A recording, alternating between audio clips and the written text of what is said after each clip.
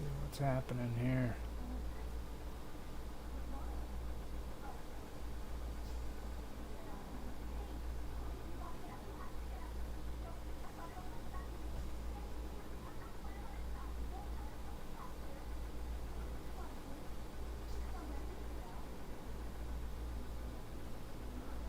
But it is critical. I'm not going to go into the inside baseball and all of it for you to get the products that are amazing anyways and full work. So let's see what's going on here.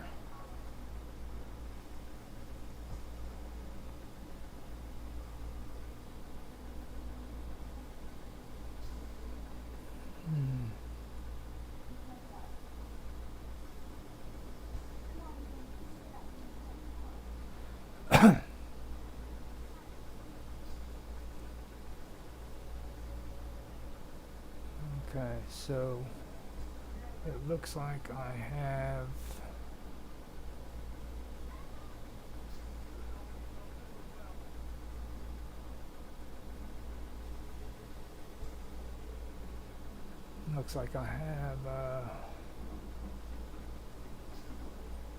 YouTube going. Let's check on Rumble. Looks like I have Rumble's audio sounds good.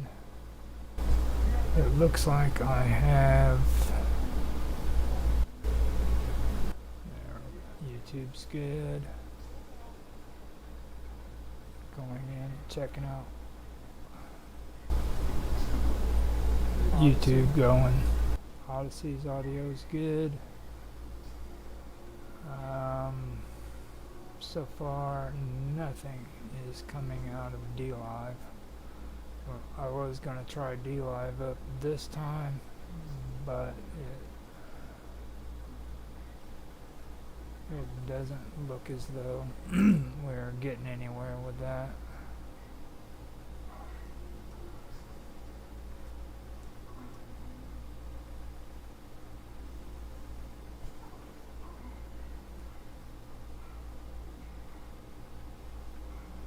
See where, oh, there we go. I think I found it. Not positive, let me check. Yep, there he is. It doesn't look as though. Okay, so we are set up on DLive 2. And Galactic Fire Tees is my first subscriber, so I'm just gonna have to do something because she is such a great person. So give me a second and let me get ready.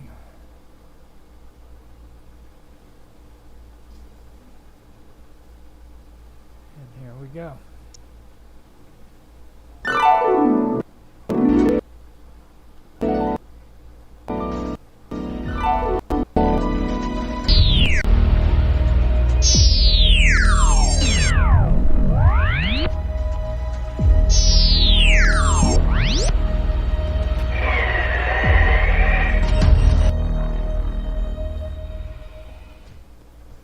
You there, Roger?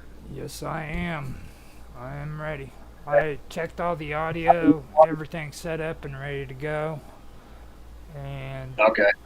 I didn't know why you didn't say anything. I just thought you were like on a smoke break or coffee break before you went to the show. I'm sorting everything out. I got it all hooked up and everything. We don't have to worry about video or anything. I'm using slideshows for that, so it's all about the audio and everything. So, sound good? Oh, okay. I pulled up some pretty cool slideshows. Pulled up some pretty good slideshows here in a little in the last week or so, two weeks. So we got a lot of good stuff. Any opportunity I get to do a show with you, I'm all down for it. Oh, cool. So I kind of miss doing our shows a little bit, so try to do it as much as I can whenever I get time. I knew it was gonna happen, because like freaking it drives me nuts too. I say it annoys the hell out of me, but then I freaking get bored. It's what it really is. It's like a freaky, freaking boring feeling, you know what I mean? Like, I shouldn't be sitting here Well, doing nothing. Go ahead. I mean, occasionally you'll need to rest from all of it because it's a lot to do. But after a certain amount of time, you start kind of getting freaked out because it's just like, oh man, Yeah. okay, I've had my break. I'm ready to go again. Get back to it, you know. Mm-hmm. Yeah, I can switch in and out to where we can get your face on there too, but like I said, we're gonna do. You can Huh? you can see me pretty good right now, right? Yeah, I can see you pretty good. Yeah, you're doing Okay. all right. You're doing okay. Now, what's her name? I keep forgetting her name. It's Sherry Long. Oh, I don't know her last name. I only knew her first name. Yeah. And on YouTube, she goes by In the Flesh, but I know like she goes by Sherry too as well. So she said she's gonna show up. She's gonna be in chat most of the time. She's kind of shy, but she's the one who came. Yeah, I saw the messages she sent about that. So she was kind of nervous about talking on video. Yeah, and but she did say that she's good to go. And let me make sure. I think I've got to make sure that desktop is picking up audio. Say something real quick. It's like, Hey, Roger. yeah, there Can you hear me? There you go. I just needed to see it. Make sure that it was happening. So, I've got you set up. She hasn't shown up, so what's going to end up happening is I'm going to go ahead and hit record, and we can still do the show because this is actually good stuff that we can do on frickin' WWOW Talk. This kind of sets it up, gives everybody a little idea of what we're planning on doing with everything about aliens. Yeah, we'll talk a little more about that too. Since I mean this does kind of tie in with it, so it has a lot to do with the history and stuff of that nature. So now, what's his name? Dragus Productions, Mark. He said that he may be able to show up, so that's a good thing. If he does show up, if he doesn't, it's fine. So. Now, yeah, hopefully he shows up. Let me pull everything together. I want to make sure that I have all my stuff straight. So I believe I've got it straight though. Now,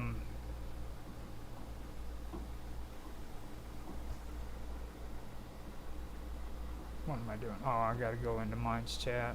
Yeah, we are on the Minds Chat too for anybody who's listening. If anybody is listening, so. Yeah, doesn't it tell you how many people are listening in and watching as you're streaming? Yeah, but it's really complicated. I don't trust it. Like they say. Oh, okay.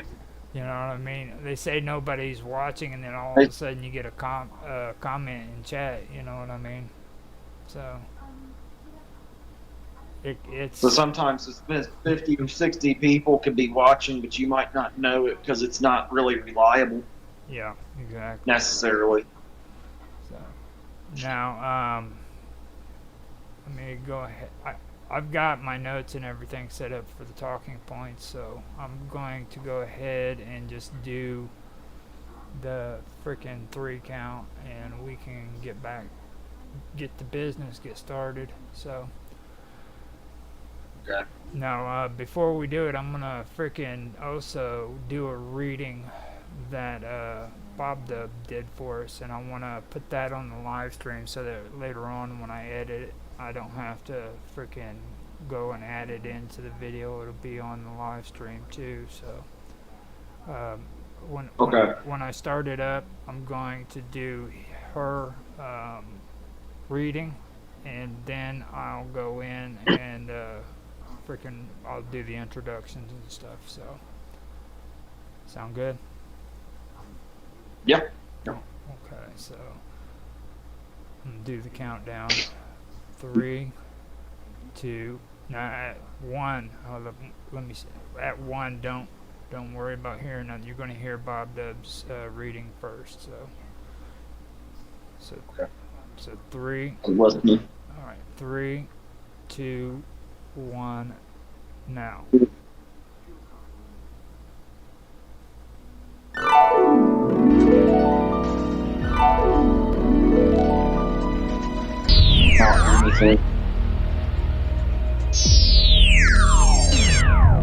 I fucked it up. Hold on. I forgot to switch it around. I was gonna say I didn't. Yeah. Well, you're not gonna hear it. I'll let you know whenever it's time. So I've got to. Okay, I didn't want to. I thought I would hear it, so I would just. Okay. So if I'm not expecting to hear it, I'm gonna be alarmed. Yeah. Not hear it. That was my bad. Okay. Let me go ahead Okay, and start this up right. This is another example of freaking the organizational skills that I have. That everybody's so eager. Not very good. Yeah, everybody's so eagerly willing to say, "Oh, you're so great." Yeah, right, dude. You should freaking listen to my streams. Freaking, they're horrible. I have Yeah, I've listened to some of them and been on many. It's a wonder we do as well as we do. Yeah. Let me get this on here. Yeah, I definitely won't take my organizational skills after you for sure. Okay, so Anything else you want to teach me, just not the organization. okay, so now it's time to start the recording. Let's do this again. Okay. I'm ready. Okay, 3, 2, 1, now.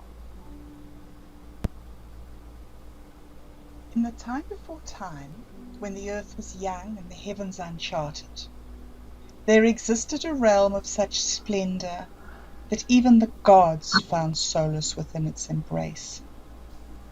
This was Dilmun, the sacred garden, the land of the living, the place where the sun rises. In Dilmun, the waters ran clear, sweet as the nectar of the gods. No disease marred the flesh of mortals, no sorrow clouded their days. The lion lay with the lamb, and neither hunger nor thirst was known.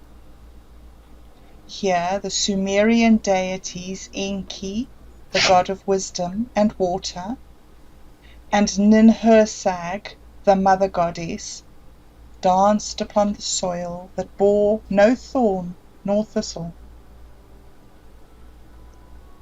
But even in paradise discord can bloom.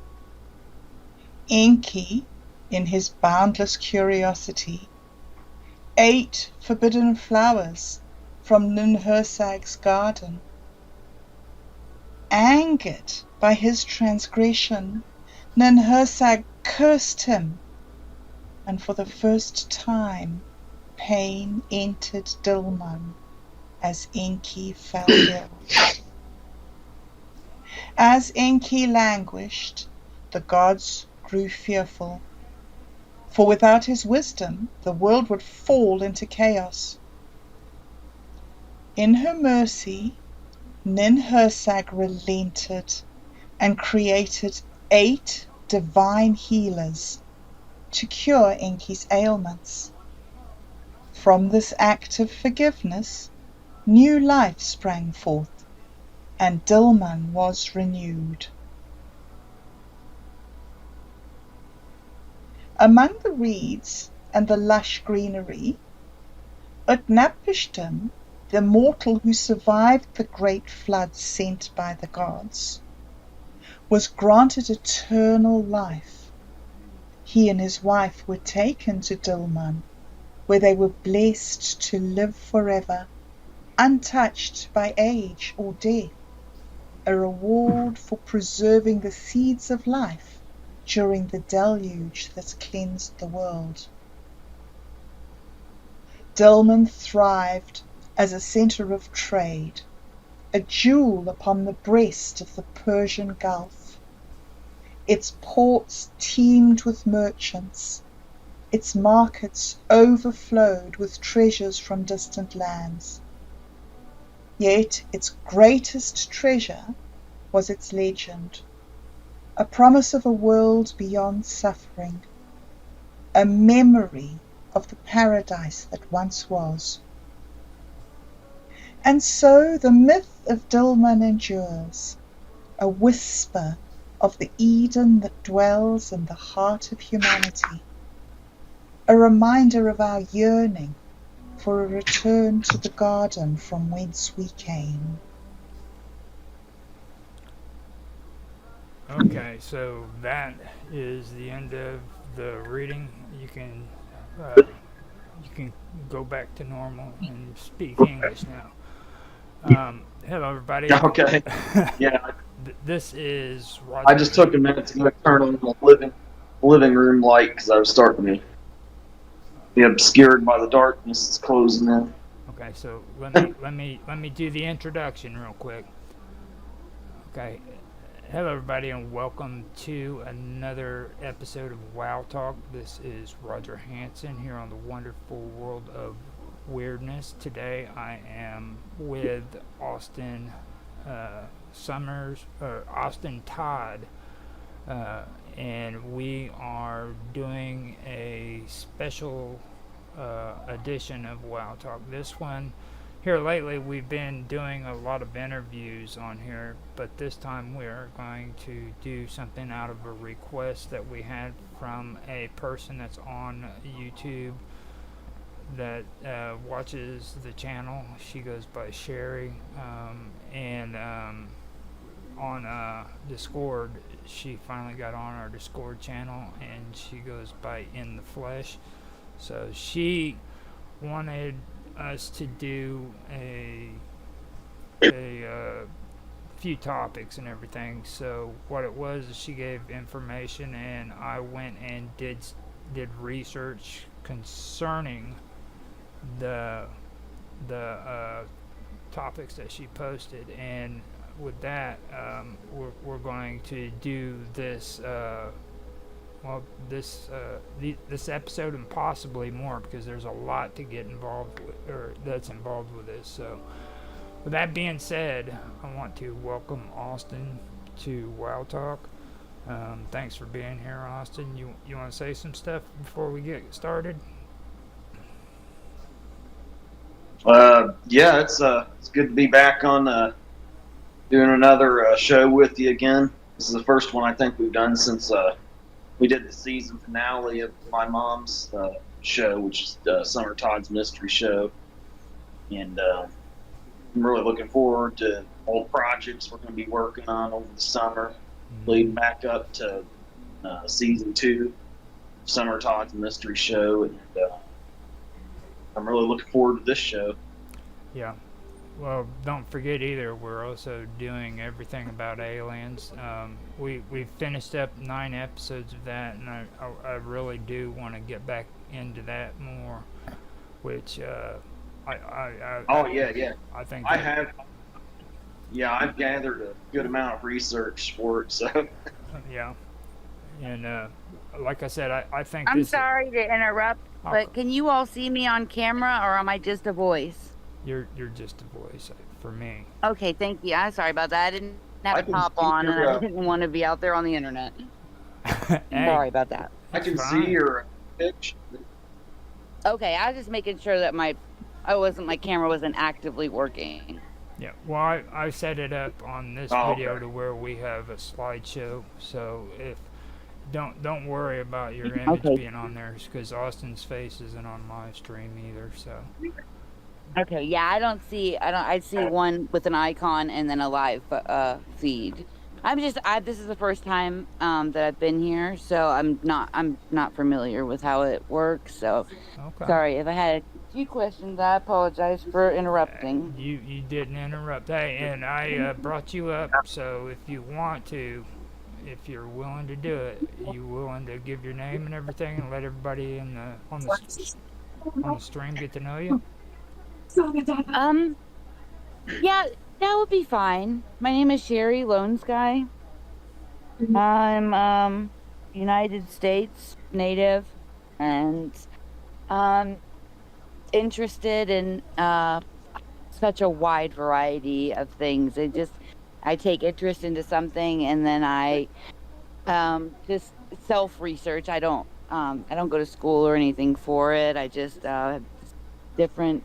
I'm also very, very nervous, so I apologize if No, that's that too. fine. But I have this thing like taking tests or like when I go to the doctor or anything. I just have something that kind of like just blanks me, and I freeze, I and hear I you. also get like my voice will I'll trip on my words. I'm not regularly like that. It's an effect that I have for like I don't know what it's stage fright type of deal. Yeah. I'm very, I don't know, I've always been that way my whole life. I'm not a big picture taker. I'm not real big with the social medias. I don't, maybe once in a blue, I'll post something if it's interesting or a good read or something like that. But other than that, I've unplugged probably 10 years ago. The only thing that I do on the internet is personal interests Oh, and different researches because you got questions and we're never fed the right answers or they're never straight about anything, so you have to kind of indulge in things that pique your interest and you have to. I don't know, I'm sorry, I'm having a freeze moment. it's perfectly fine, and you.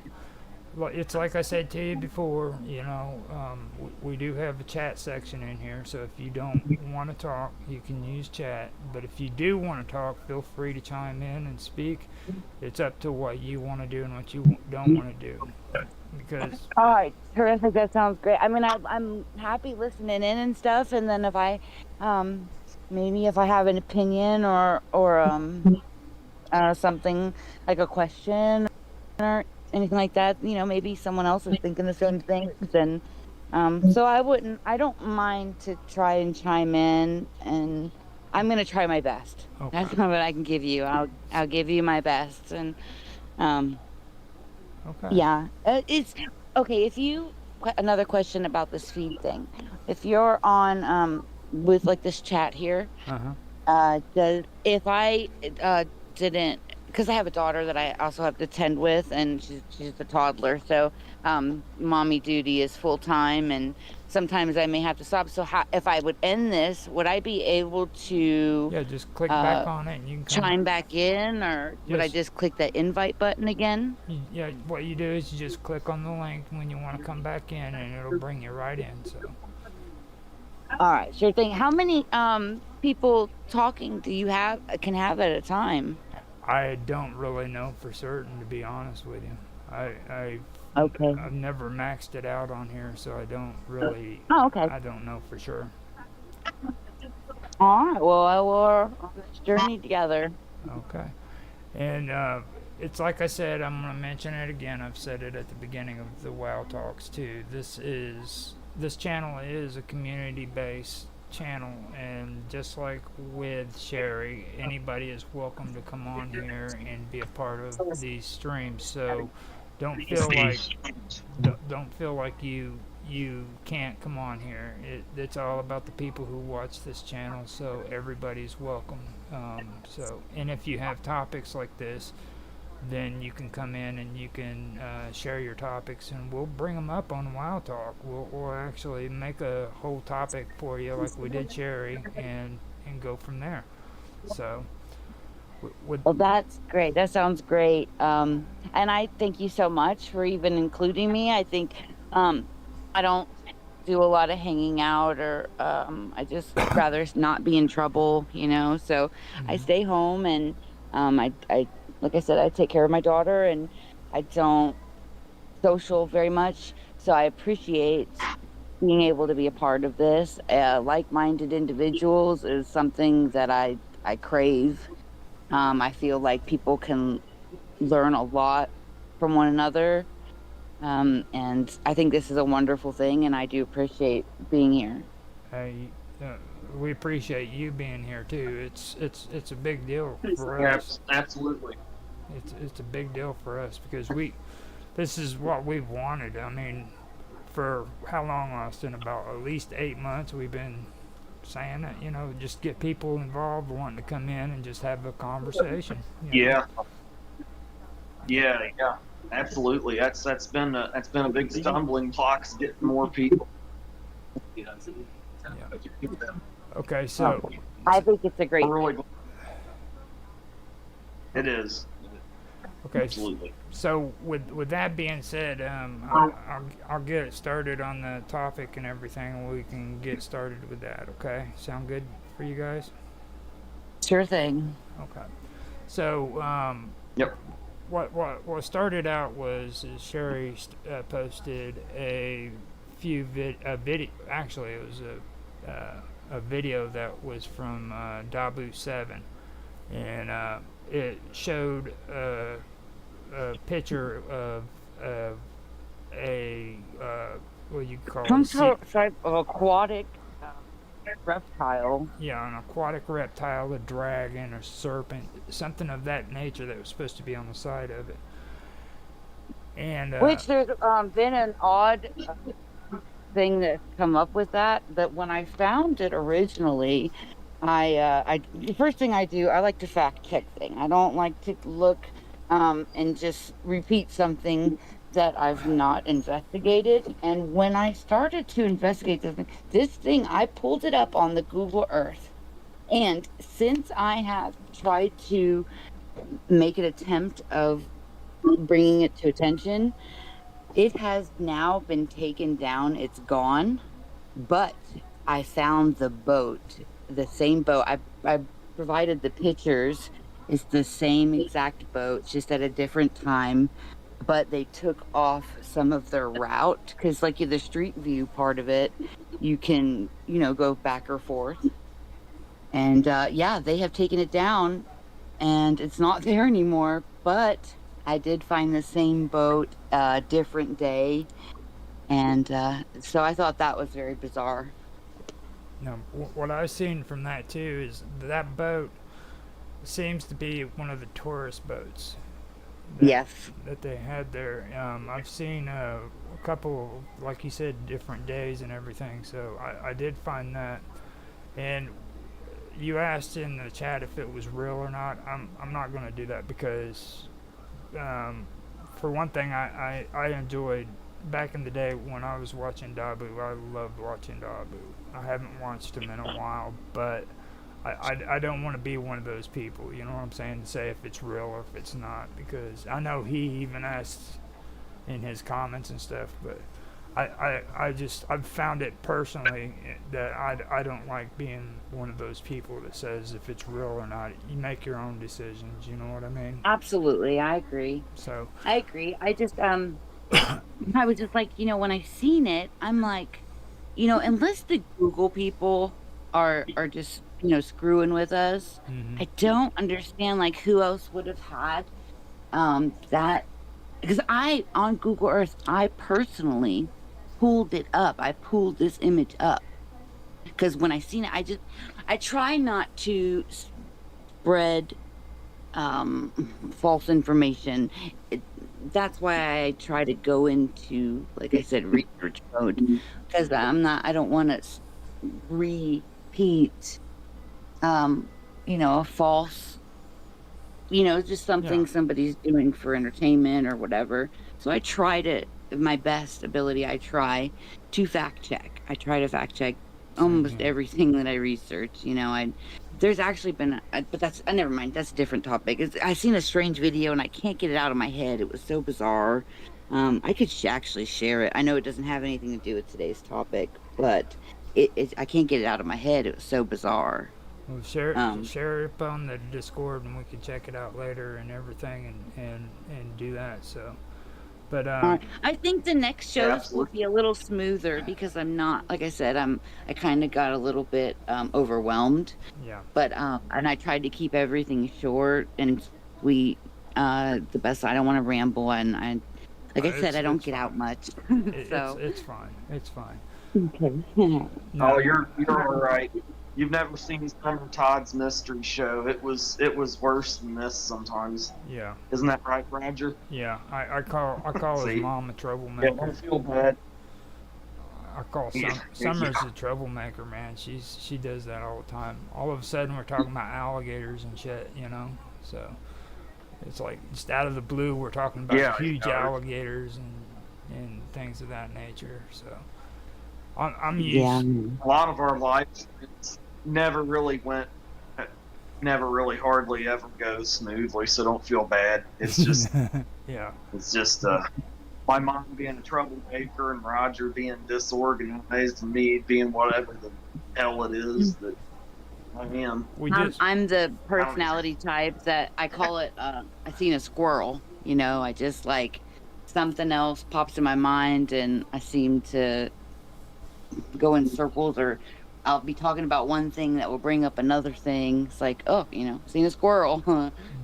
So that's my personality type as well. But I'm gonna try to do better. I'm gonna try to um, keep focused and organized. Like I said, I've never done anything like this. I've never okay. reached out to people or shared my opinions on anything. And Okay, so I do believe with though. that being said, let me go ahead and get on to what you were talking about the other day, because like with Dabu was cool, but the next one that you came to that freaking really made me decide that this is the topic we need to do was the dragon in the Grand Canyon. Now, Yeah, and how odd they named it that too, the mhm, Blackhead Dragon or Trail or whatever. Like that's something. I believe that there maybe, long ago, maybe when astronauts go out into space and they stay in space for a while, mhm, they actually are taller when they come back to Earth. I think something with the lack of gravity will actually like stretch your bones like they do. They actually come back taller, and I think that this world was a home to a larger race. And even when it goes back into the Bible, and it says that God made Adam out of clay, and all these people are talking about like how the sea salt looks like flesh or meat of some sort. mhm. And there's a place called in Texas. There's actually it's called like the Flesh Pit, I believe, and it's like basically I think that yes, it was there was a giant race, and they may have came from clay. It may have been made of from the earth, and I think that everything a long time ago was a lot bigger. So all these and there's stories all over the world, and I don't understand how these people can have no correlation with one another and have the same kinds of stories. Now, see, And this is where I was Absolutely. wanting to talk about, like with this does go back in. Before I mention these next the things, I wanted to mention something about.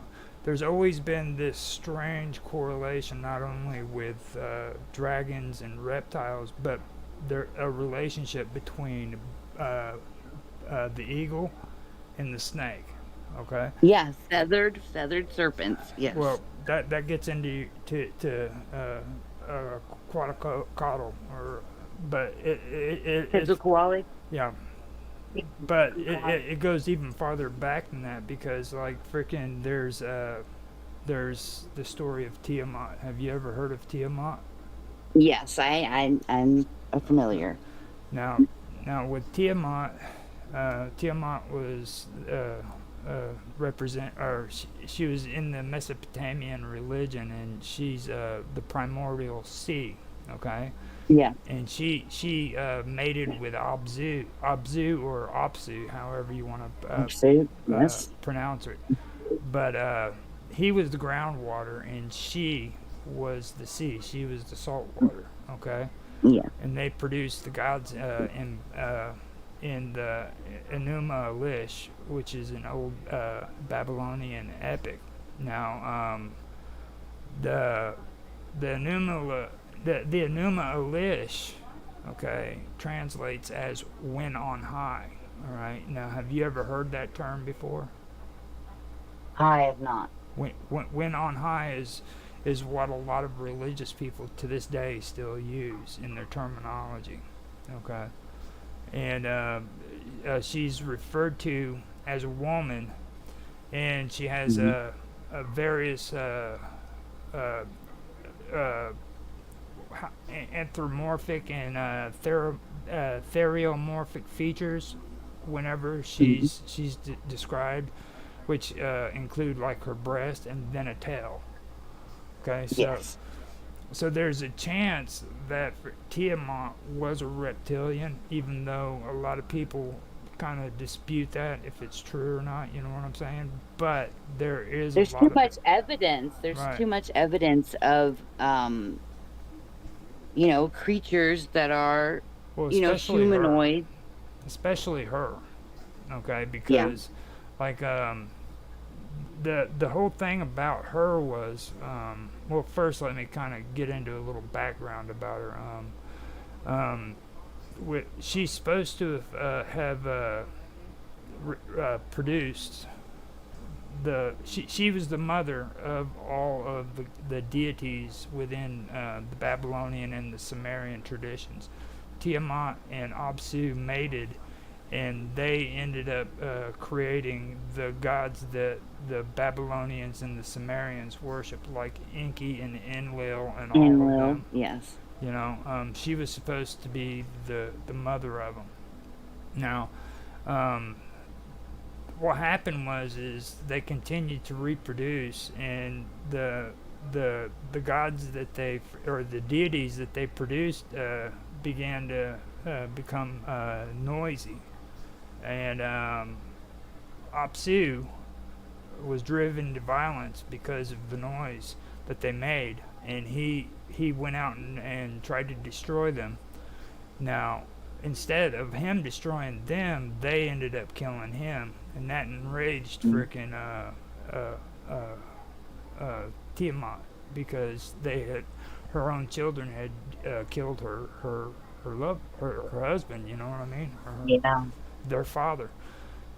So she went to war with him, and the next thing you know, frickin' Enki's son, Marduk, who is a Babylonian god, ends up killing her and dismembers her, and then constructs and then creates constructs and structures and elements of the cosmos from her body. So, like, everything on Earth and everything in the sea and all of the cosmos is created out of Tiamat.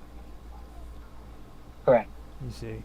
Yes. And I believe, if I'm not mistaken, that she is the oldest. I might be mistaken on this. She's the oldest. What's the word I'm looking for? Like the oldest legend or whatever of that type of being. You know, in the human brain, that there's actually a place in your brain that's called, it's called like a reptilian something or another, but it's in every human being. It's In the brain. It's like the area that causes fight or flight. Whenever you feel Correct. Yes. Whenever you feel fear, or whenever you frickin' fear. Period. It's the part of your brain that makes you either run from something or fight. You know what I mean? Yeah, fight or flight. Correct. It's the primordial part. Mm-hmm. Now, Tiamat, just so you were mentioning religion, okay? also, it's claimed that the name Tiamat is a cognate with the Northwest Semitic word to him, and I noticed that you're into like the abyss and the deeps and stuff like that from what you've been talking about on the Discord channel. Now, now to him means the deeps and the abyss, and in the book of Genesis, verse 1 is where you can find that. Now the Babylonian epic Enuma Elish is named for its incipit, when on high, or when above the heavens did not yet exist, nor the earth below. Abzu, the subterranean ocean, was there, the first, the begetter. And Tiamat, the overground sea, she who bore all them. They are mixed. They were mixing their waters. So that comes from the Babylonian epic, and that right there, if you look at freaking like the book of Genesis, that's pretty much spelling it out. You know what I mean? Well, yeah. Also, it says that, the firmament was placed, to keep the waters separate. So that also, from the waters above and the waters below. So that's another thing that goes hand in hand with that. Yep. And that would separate the Abzu from Tiamat. According to the Mesopotamian religion, that would be the firmament and the ocean. You see, that would separate the fresh water from the salt water. So, what do you think so far, Austin? Wow, that's amazing. I mean, that actually makes sense, and even a scientific sense. How the salt water and the fresh water came to be separate. And I never even really thought of that before.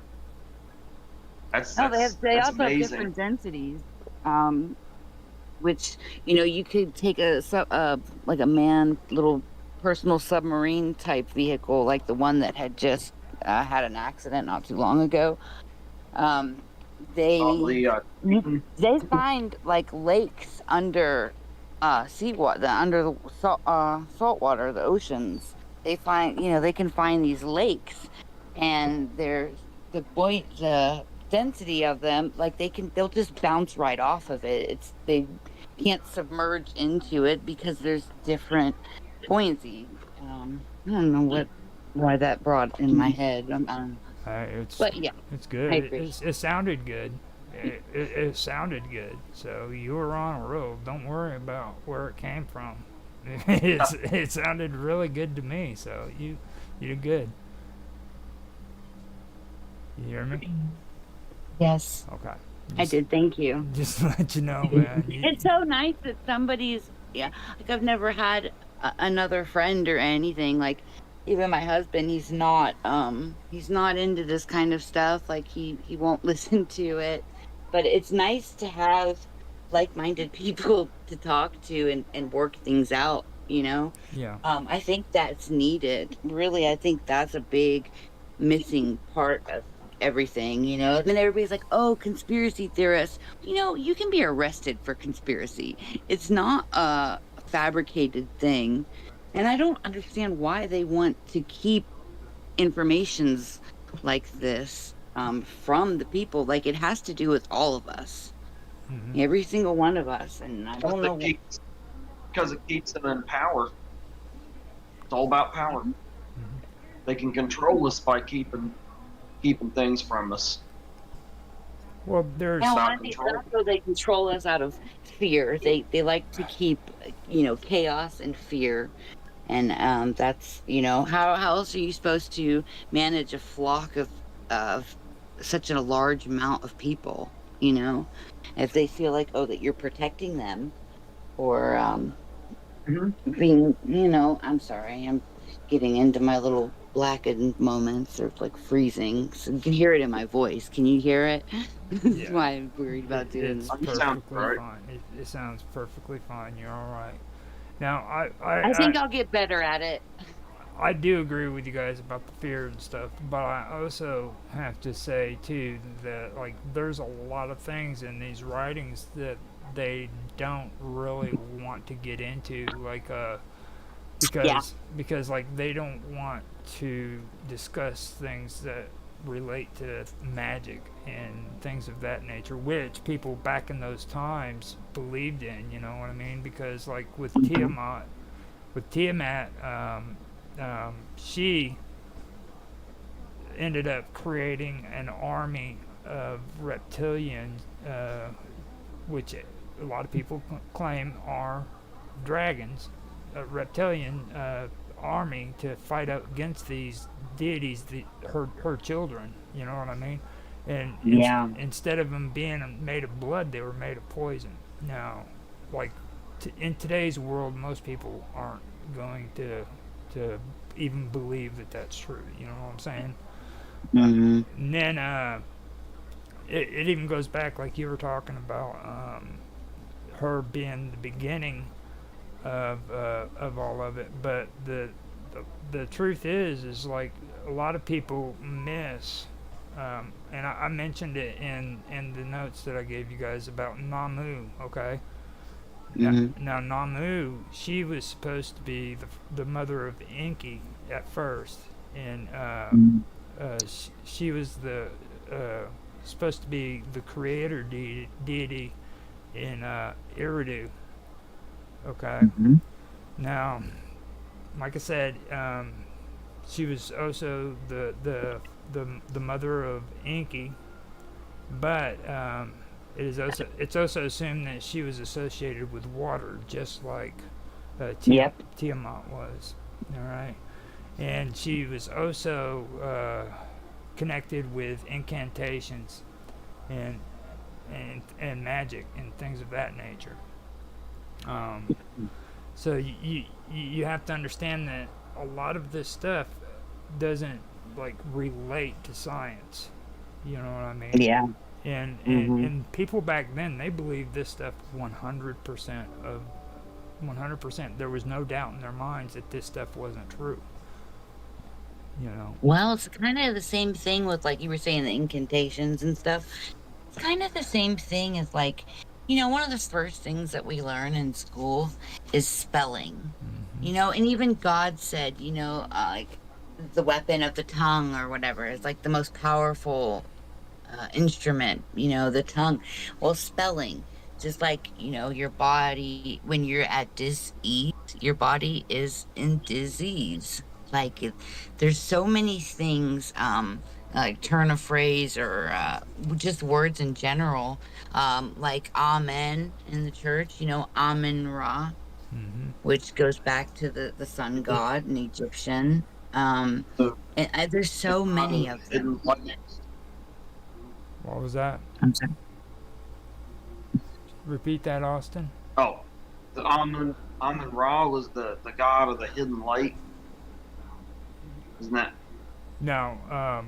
What I've learned from Amun Ra, okay, the word was actually connected together because the Egyptians had a habit of connecting two deities. And Amen is actually when the sun is at noon. Okay, that is Amen, and that was practiced by frickin' oh man, I'm forgetting the name of the damn country. It was just south of Egypt. Nubia.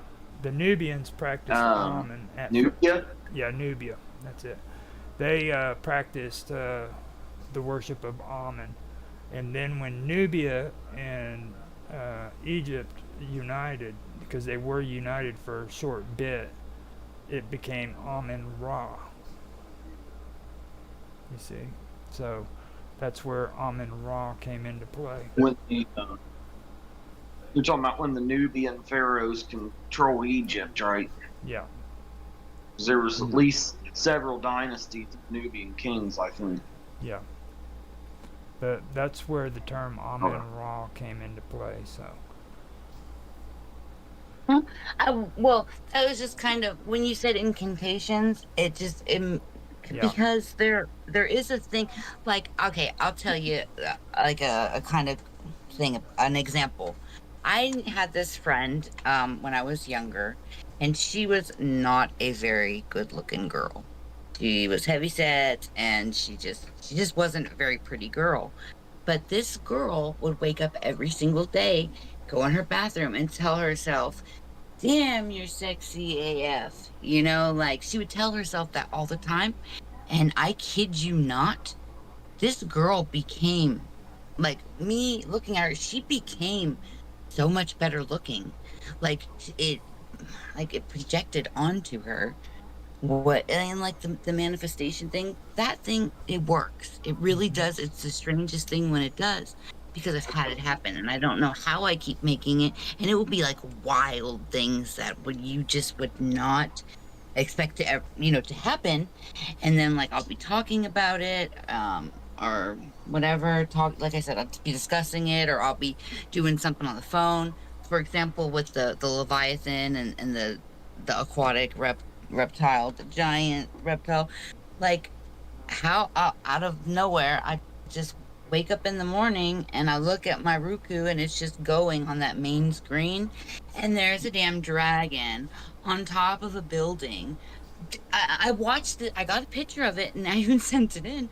I took that picture of that dragon because how bizarre! How bizarre! Like, I would be going into this subject here just recently because I came across that picture, and then there's a big giant dragon on my Roku main screen. I've never seen that thing before, and I watched that damn thing for 30 minutes just slowly going by, and that thing never came back, but I did get a picture in time. It was so bizarre. It was so weird. Yeah, this happened after reaching out. What was that? Was that in Austin? I said you manifested it. It kind of sounds like, Yeah. in a way. Confirmation, confirmation is they happen to me all the time. It's like spooky when it happens, because, like, why and when, and there's not like a new dragon movie out or something. Why would they be, had advertised a flying dragon on top of this building? It was just, like I said, a confirming affirmation, I believe the word is. Now, when you guys brought up Amun Ra too, I do want to point something out as well. Like, when it's considering what I've read and what I've researched. Okay, now you have the masculine and the feminine aspects of all this. Okay, and the one thing that I did find out that was pretty odd was the fact that the female deities were actually older. The goddesses in Mesopotamia were actually older than the male deities. Okay, and they go back a lot farther. And when you're talking about the incantations and stuff of that nature, like it's always been there in the Sumerians and in the Egyptians, and especially up north when it comes to Urartu and up around the Black Sea and the Caspian Sea, because you have the Indo-Europeans who believed in Mithra. They also believed in Zoroastrianism later on, and they all believed in this stuff, and the majority of them were lunar. They weren't solar, so you know what I mean. Like, they weren't solar gods. And the solar gods are the more masculine deities, and they're the more masculine religions that believe in duties, and this is what you have to do, and this is what you have to do. Where the lunar gods, they were more on magic, and they were more on the inner workings, you know what I mean, the esoterics and things of that nature. Well, like, all of the oldest records and stories passed down, almost every religion, they all talk about these things. And hi, baby.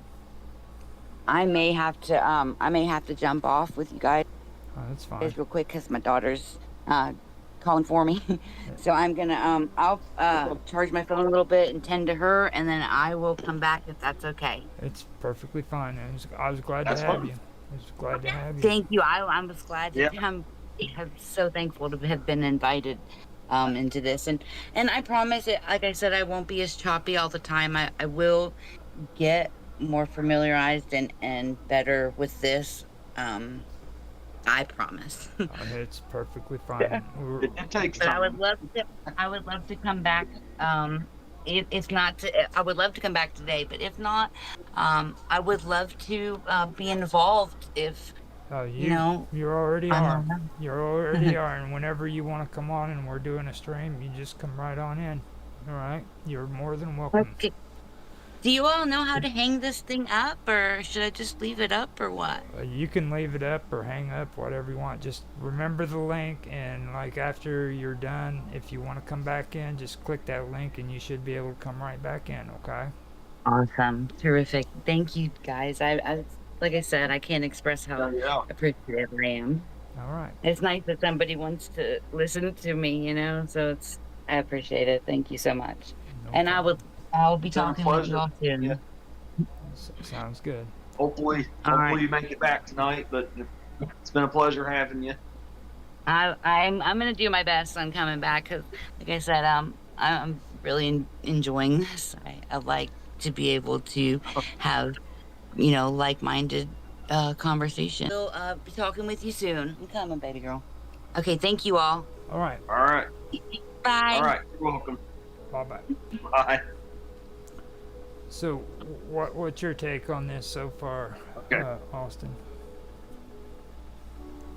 It's very interesting stuff, and I'm really loving the subject matter, and it's amazing how much I still have to learn myself, even after all my years of reading on this, and how much I'm finding how much of it correlates with modern science more and more. People talked about it being magic and esoteric and what have you. But a lot of it, so much of it correlates with modern science more and more. It's like either it's being confirmed by it more and more. Mm-hmm. So that's a No. it's a very interesting. I'll read this about Namu, and then freaking I want to get your take. It's not really all that much. I ended up breaking down a lot of that stuff that I sent you guys about Tiamat because I didn't want it to drag on. It was a huge reading, so. But Okay. I'm gonna read this and I'm gonna get your take on it. This is about Namu. Now, Namu was a Mesopotamian goddess regarded as a creator deity in the local theology of Eridu. It is assumed that she was associated with water. She is also well attested in connection with incantations and atropaic magic. She was regarded as the mother of Enki, and in a single inscription she appears as the wife of Anu. But it is assumed that she usually was not believed to have a spouse. From the old Babylonian period onwards, she was considered to be the mother of On, which is heaven, and Ki, which is earth, as well as a representation of the primal sea, or the ocean, an association that may have come from influence with the goddess Tiamat. Okay, so she's supposed to have also been Tiamat's mother. All right, and eventually what happened was Tiamat ended up getting phased in, and she ended up getting phased out because she wasn't really worshipped very much. She had a few temples, but that was basically the extent of it. Okay. So that is nominal. It sounds. Go ahead. Okay, you ready for my take? Yeah, I'm done. Okay. I didn't know if you my take or not. Okay. So when you describe her, it sounds like you're describing the feminine divine, or the feminine aspect of the divine, And I think that carried on into like, you know, you see that feminine divine man worshipped in the form of Isis in Egypt, Venus in ancient Greece. What was the equivalent of Venus in ancient Rome? What was the equivalent of her? That's a good question. They ended up. They could have still. I totally forget. I knew it, but right now it escapes me. And then ultimately, in the post-Roman era, I think it carried on to the Virgin Mary. Mm-hmm. Yeah. In all honesty, I think because you see that feminine divine aspect carry through all these religious traditions down through the ages. That's my take on it in a nutshell. And you said she was the mother of heaven. Well, I mean, technically we could say Mother Mary was the mother of heaven if Jesus was heaven upon earth, if we're talking about it, at least as far as a Christian tradition goes. But yeah, in a nutshell, that feminine divine aspect that you're describing, that's carried down through every major religious tradition and every culture throughout the ages. So that's my take on it, in a nutshell. Okay, so now What do you think? Well, for me, the thing that gets me about a lot of this is that there was a transition between Namu and Tiamat. So the whole story of these entities or deities were transmitted. Now this, you got to understand something about Samaria and the Sumerians and the Babylonians. This is a cult or a civilization that went on for thousands of years.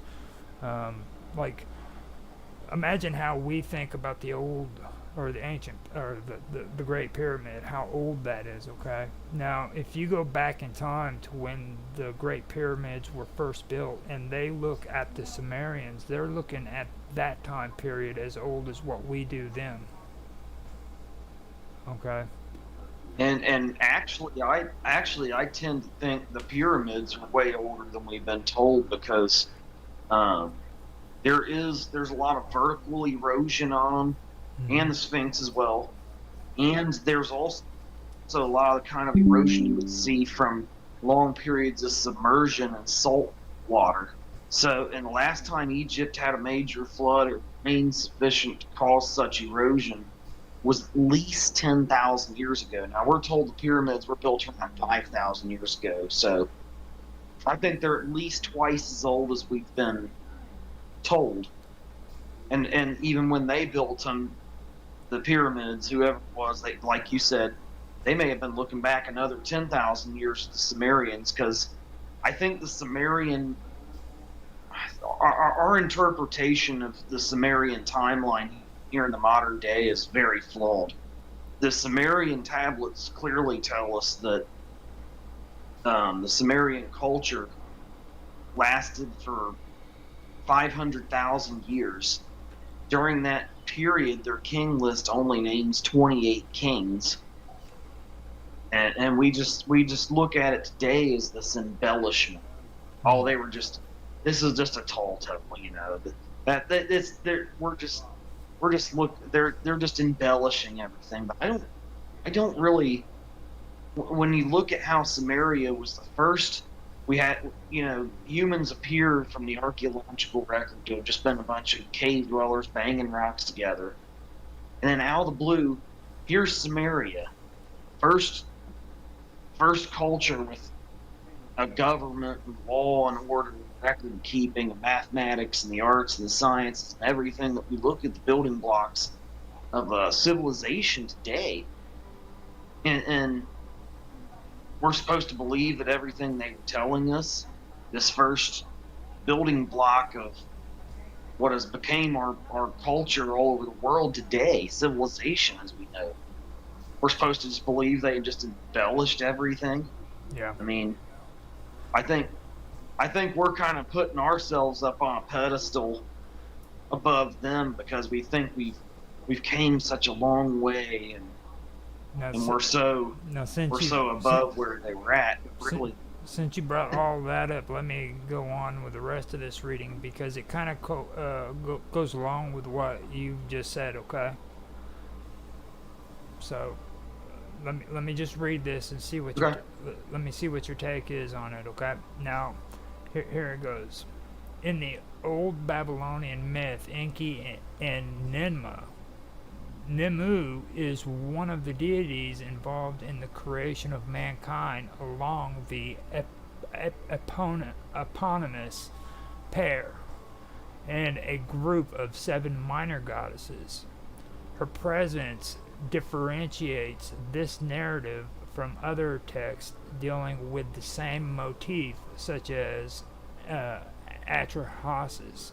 The Atrahasis is freaking one of them, but I have read the other one, the myth of Enki and Ninmah, and I do have to admit that is a pretty interesting thing right there. So the whole thing about Namu and Enki and Ninmah is they were, according to the Babylonian myth, they were supposed to be the ones who created human beings, and not only did they create them once, but they created them twice or 3 times, I believe. They created them multiple times according to that myth. So, what's your take on that one? So you're saying they created the humans multiple times? Maybe the cave dwellers, people banging rocks together, they took them. It's possible they took them and created a more superior form of human out of them. Is kind of what I'm gathering. And from this superior form of human, they may have gotten what we call the Sumerian culture. Mm-hmm. Now, too, from this superior form of human, we may have very well had humans, who lived many thousands of years as compared to our average lifespan of 70 or 80 some odd years today. Because like I said, that 500,000 year span of time the Sumerian culture supposedly existed, they only named 28 kings, I think it is. Mm-hmm. So each king would have had to rule roughly 15 to 20,000 years average. I mean, so either we're dealing with something extraterrestrial or a superior form of human that lived that long. It's hard to say. That's something I'm still kind of not sure about myself, but that's my take on it. Now, up on... I think she's getting ready to come back, maybe. Okay. Now, also earlier, whenever I was talking about the battle between Tiamat and Apsu, when it came to fighting against their children, the deities, it was all over noise. And after that, it comes down to Namu and all of this. Now, the flood myth that started with the Babylonians actually had to do with the same situation, because humans now, instead of the deities making noise, it was the humans that were making a lot of noise, and that annoyed Enlil. I don't know so much that it's noise. Sorry to cut in. I don't know that it's so much noise as it is frequency. You can manipulate matter with different resonance of sound. Everything is sound and light.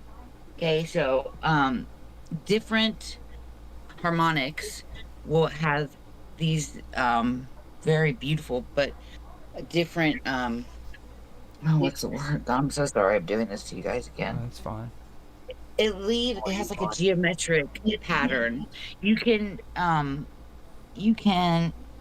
expose water to different sounds, and you can see the frequent resonant from it.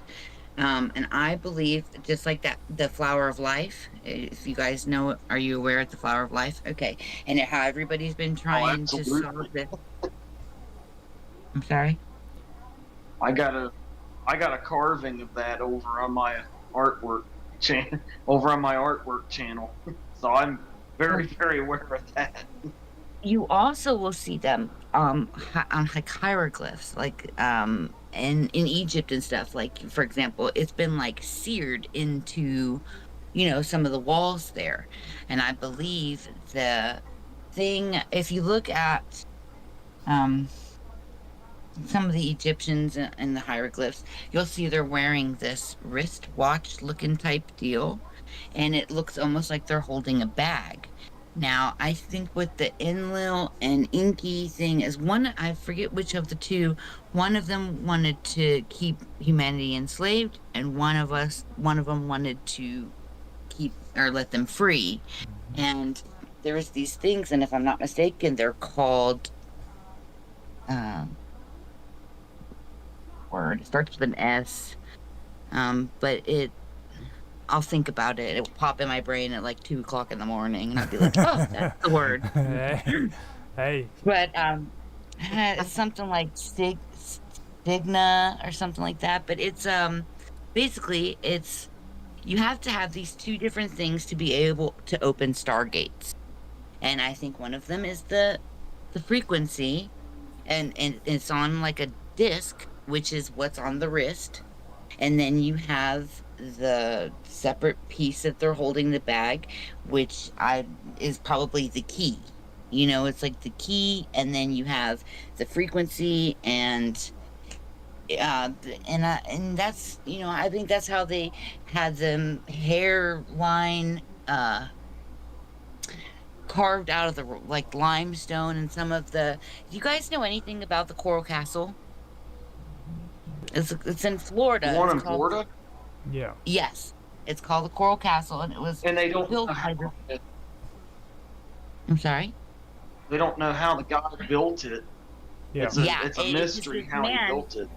out of like some of the heaviest material on Earth, and he did it all by himself. This little old man, and he said he figured out like magnetic and frequency. They go hand in hand.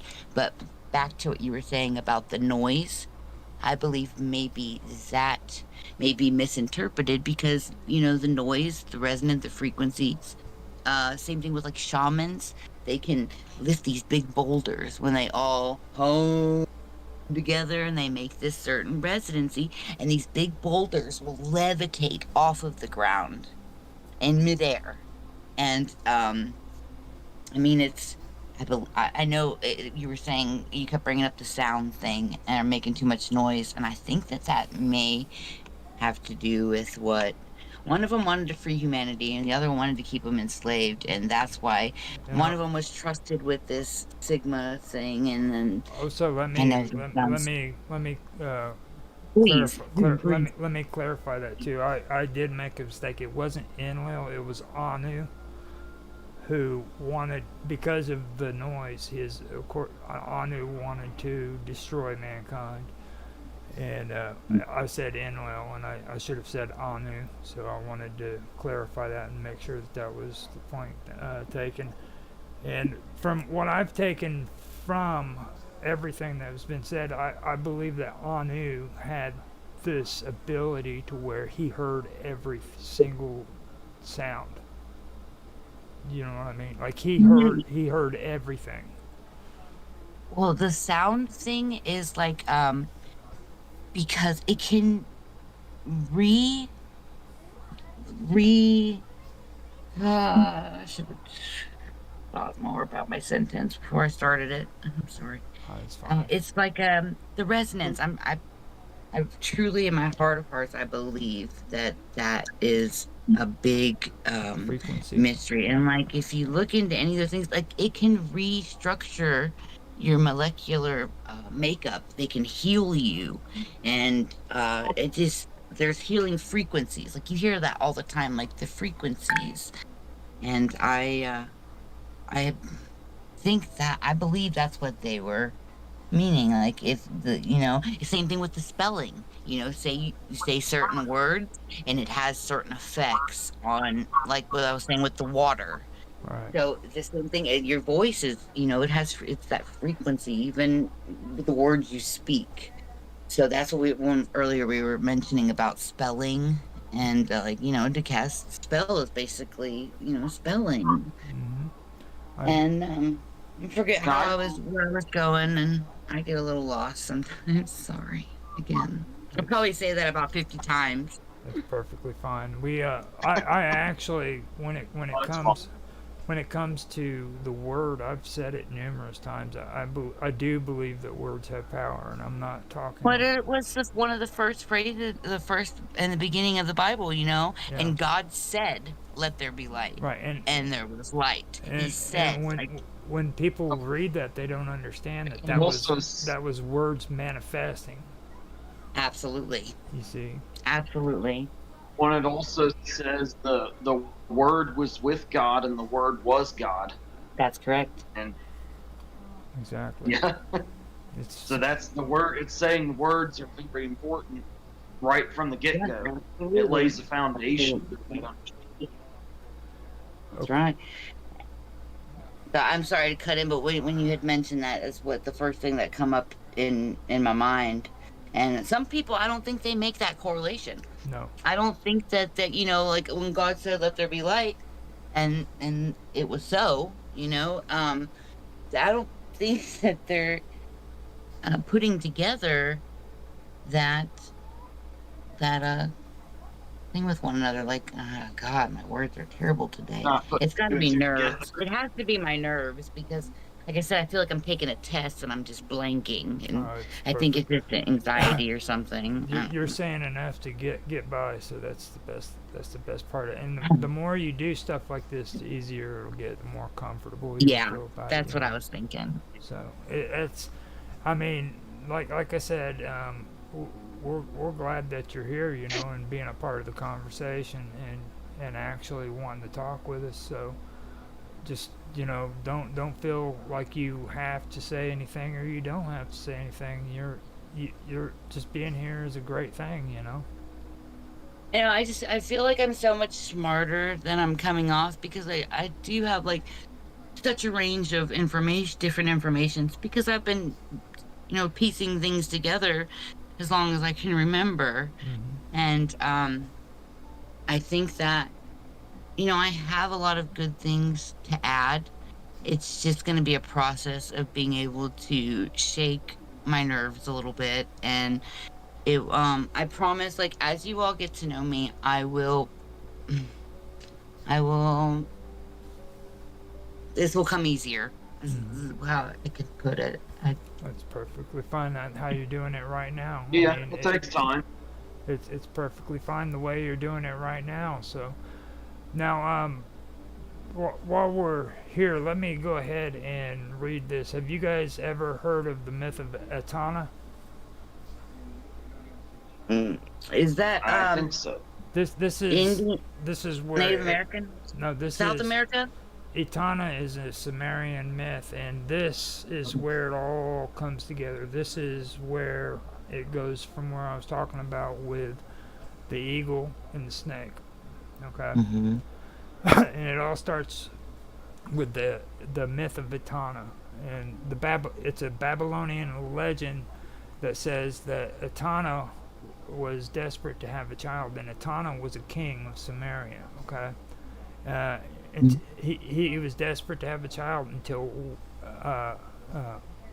one day he helped save an eagle from starving.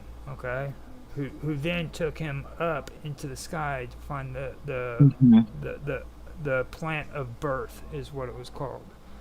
Now this led to the birth of his son, Bala or whatever. Now, in the detailed form of the legend, there's a tree with the eagle's nest at the top, and the serpent at the base. Now, both the serpent and the eagle have promised Utu, the sun god, to behave well towards one another, and they share food and their children, with their children, so like they would get along. But one day the eagle eats the serpent's children, okay, and the serpent comes back and cries. Now Utu tells the serpent to hide inside of the stomach of a dead bull, and the eagle goes down to try to eat the bull. And the serpent captures the eagle and throws him into a pit to die of hunger and thirst, okay? So Utu sends a man, Atana, to help the eagle. Atana saves the eagle, but he also asks the bird to find the plan of birth, okay, in order to become the father of the sun. So the eagle takes Atana up to the heavens, to the heaven of the god Anu, which, by the way, Anu is actually supposed to be shortened to On, and On originally, according to the Sumerians, was heaven. Okay, but the bird flies him up to On, but Etana becomes afraid in the air, and he starts falling back to the ground. So he makes another attempt and finds the plan of birth, enabling him to have Belai. So far, after that was freaking discovered, the versions have been found in 3 languages. Okay, there was the Old Babylonian version, which comes from Susa and Tel, Harmal, and then there's the Middle Assyrian version that comes from Assur, and then the standard version, which is from Nineveh. So that's basically the first time that the eagle and the reptile, or the snake, was actually freaking found on a tablet. Okay, and from that time period, they found all around the world these symbols and these representations and these stories that talk about the eagle and they talk about the snake. And there's other things too, like you'll find the snake and the lion, but that's not as old as the snake and the eagle. Okay, and that's what I was wanting to bring up as a part of what we were wanting to discuss when it came to that video you showed on Discord, where the guy showed the Grand Canyon and is it a dragon? You know, that's for you to decide. But yeah, there is a correlation when it comes to dragons and when it comes to just the ancient lore and ancient myth. You know what I mean? It's intertwined in every culture, every part of the world, civilization in the world, yeah, everywhere, all throughout time too. That's another thing. It's, not only is it, these people didn't have cell phones and internet to communicate with one another, yet they kind of tell the same story. Yep. I mean, not verbatim, but along the lines of, like, it's just too coincidental. You know what I mean? Like, there's too much coincidence in that just doesn't, like, it was widely accepted, about back in the day with the dragons. I mean, like, people, witnessed it. In the beginning of my studies, I thought to myself, I'm like, maybe when they're saying, like, feathered serpent or winged serpent, maybe they're trying to describe something of flight. The best way that they could, to describe what it is that they were witnessing. Now, wouldn't it make some sense, like, for there to be a reptilian, like, a being?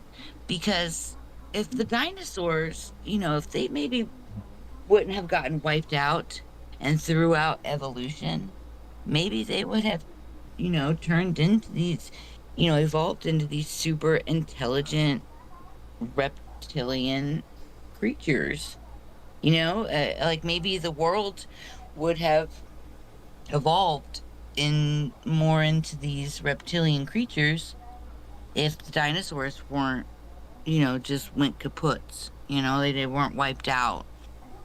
Like how, I don't know, it's something in my mind that I've always thought.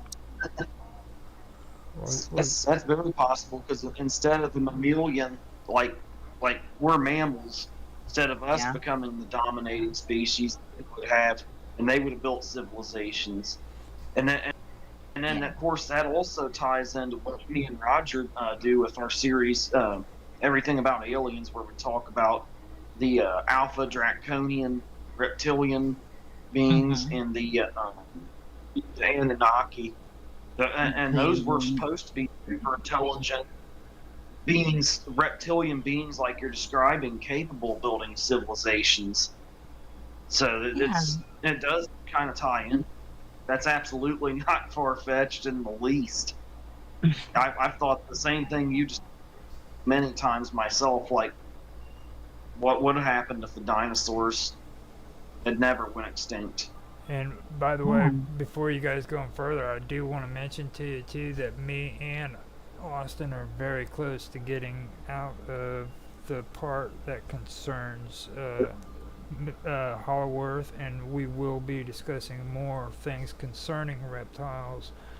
We've been going over the Naga, and we've also been going over topics concerning the Astra weapons back in the day. According to the Hindu religions, they had the Astras and stuff. So keep a close eye on those, because those are actually turning out to be pretty good videos.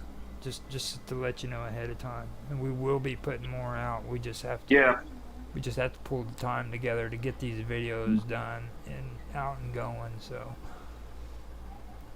how do you if you got some research to contribute, research to contribute to if you got any research to contribute to it yourself, feel free to throw your hat in the ring. We're looking for extra contributors. With the extraterrestrial? With is that what? Or with the reptilian type? Well, if you have any information that you want to share about the Naga, okay, or if you have any about any aliens, any kind of aliens, like you've heard of the freaking Naga. What's another good one? Oh God, I'm having a brain fart right now. Reptiles, reptilian. Alpha Draco. Anything of that Alpha nature. Draconians, yeah. The amphibians. Yeah, right now we are in the process of doing the Agarians, and we're going to be going on to the next step after that, and we're doing it from the beginning, like historically, where did all of these stories come from? Like, a lot of people have this misconception that these are freaking stories people made like back in the 1980s. Fairy tale. Yeah. Well, they also think that they were made like back in the 1980s or something, and they don't realize like freaking these stories go back 100, 200 years ago. Yeah. You know what I mean? When it comes to freaking like the Hollow Earth and the freaking Agarians living in underground tunnels, you know. And I don't know. Do you guys know anything about like Tartarian? Yeah. Tartar. Okay. You know that they actually even had a flag, like it was recognized. Like if you search on like flags and stuff like that, you look like they actually had their own flag. So obviously this civilization was known of, I do believe that very much, that there are more lands and Absolutely. I'm sorry. Absolutely, I agree. I agree. But yes, I would love to contribute to any of the things that come into talk. Like I said, I have a very large range of different information. So it just whatever pops up, I'll give, Well, my opinion on it, or and then yeah, we I we go ahead. just You guys go. we just wanted to bring that up so that you're aware that we are getting into these topics, and like these aren't going to be live streamed. They're actually going to be videotaped, and they're going to be edited, and they're going to be, quality as good of quality as we can come up with. So.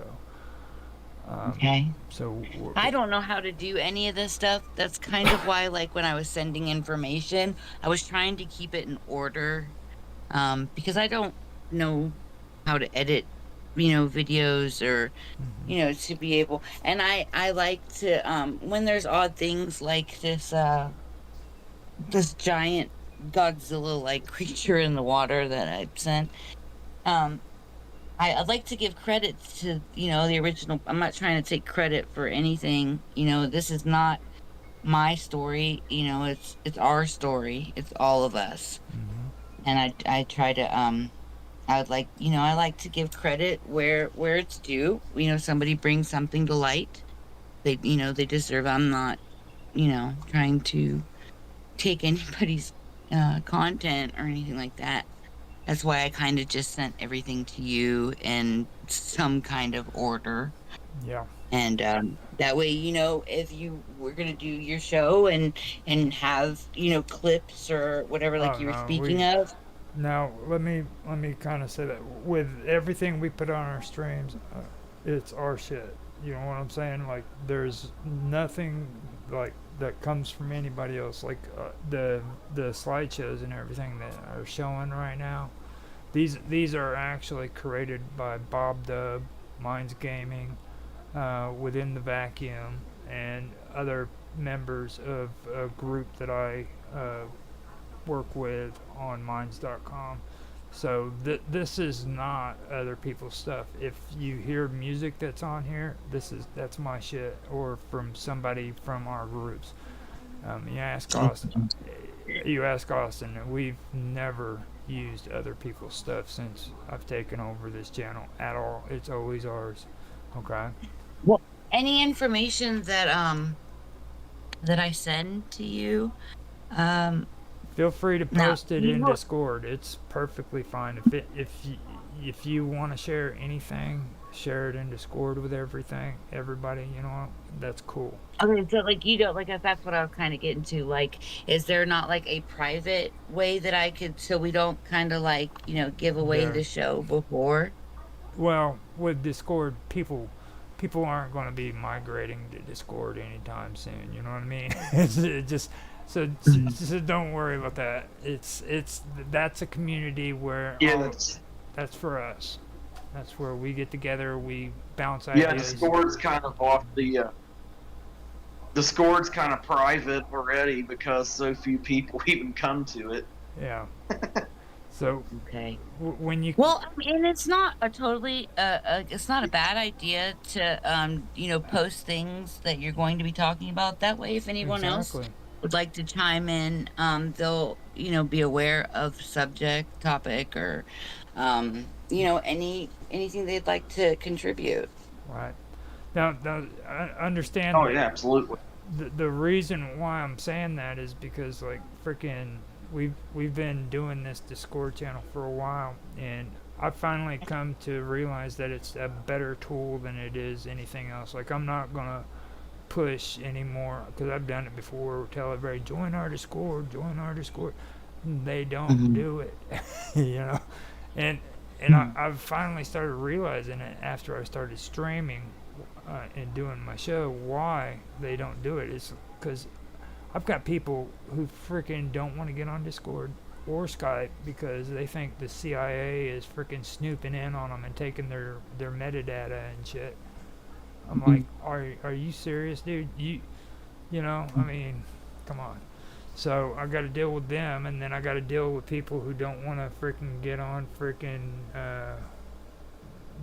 on Discord because they freaking don't want to get off of Facebook, or they don't want to get off of freaking Minds.com, or they all have a reason for why they don't want to use Discord.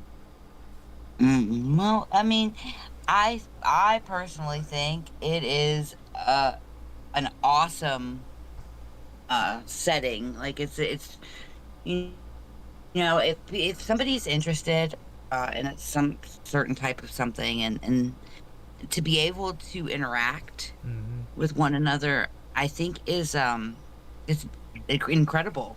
It really is incredible, because then you have maybe something that you've never thought of that somebody else might say, and it will click, and click in your mind and piece something else together.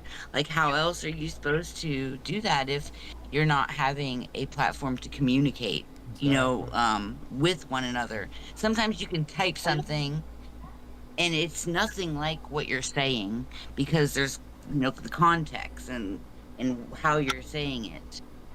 But I think this is so hold on. Is the Wonderful World of Weird, that is John's channel? Yeah, it used to be. Now me and John are partners. And okay. Well, I mean, that's a fairly big channel. I've watched them for that channel for years, and they always have really great things. I don't understand why people wouldn't want to connect or join the Discord, because this is such a more personalized experience. I'm right there with you. Because without Discord, I wouldn't be able to talk to Roger and John on a regular basis like I do. I mean, that's what's allowed me to talk to Roger all the time, collaborate with him on series, talk to John about musical collaborations and stuff we're working on. Without it, I wouldn't have been able to connect to either one of them. Connecting to Roger and John's been one of the best things that ever happened to me. So, I look at it as people who don't join Discord, that's their loss. They're the ones missing out. Yeah, absolutely. I agree. They are, like I said, it's an experience. It's a totally different experience than just watching a video content that somebody has pieced together. This is more personalized. It's, I mean, it all around. It's just incredible, and I don't know how else to explain it or express it, but this is something here. It is. Now I have Absolutely. Anthony McDonald in YouTube chat. He says, "How are you all doing?" And he says, "I'm in Dublin, which is beginning to reveal more and more UAPs lately." And he asked what... Is that unidentified aerial phenomenon? Yeah. Is that what that is? I'm pretty sure that's what they're talking about. He's talking about. Okay.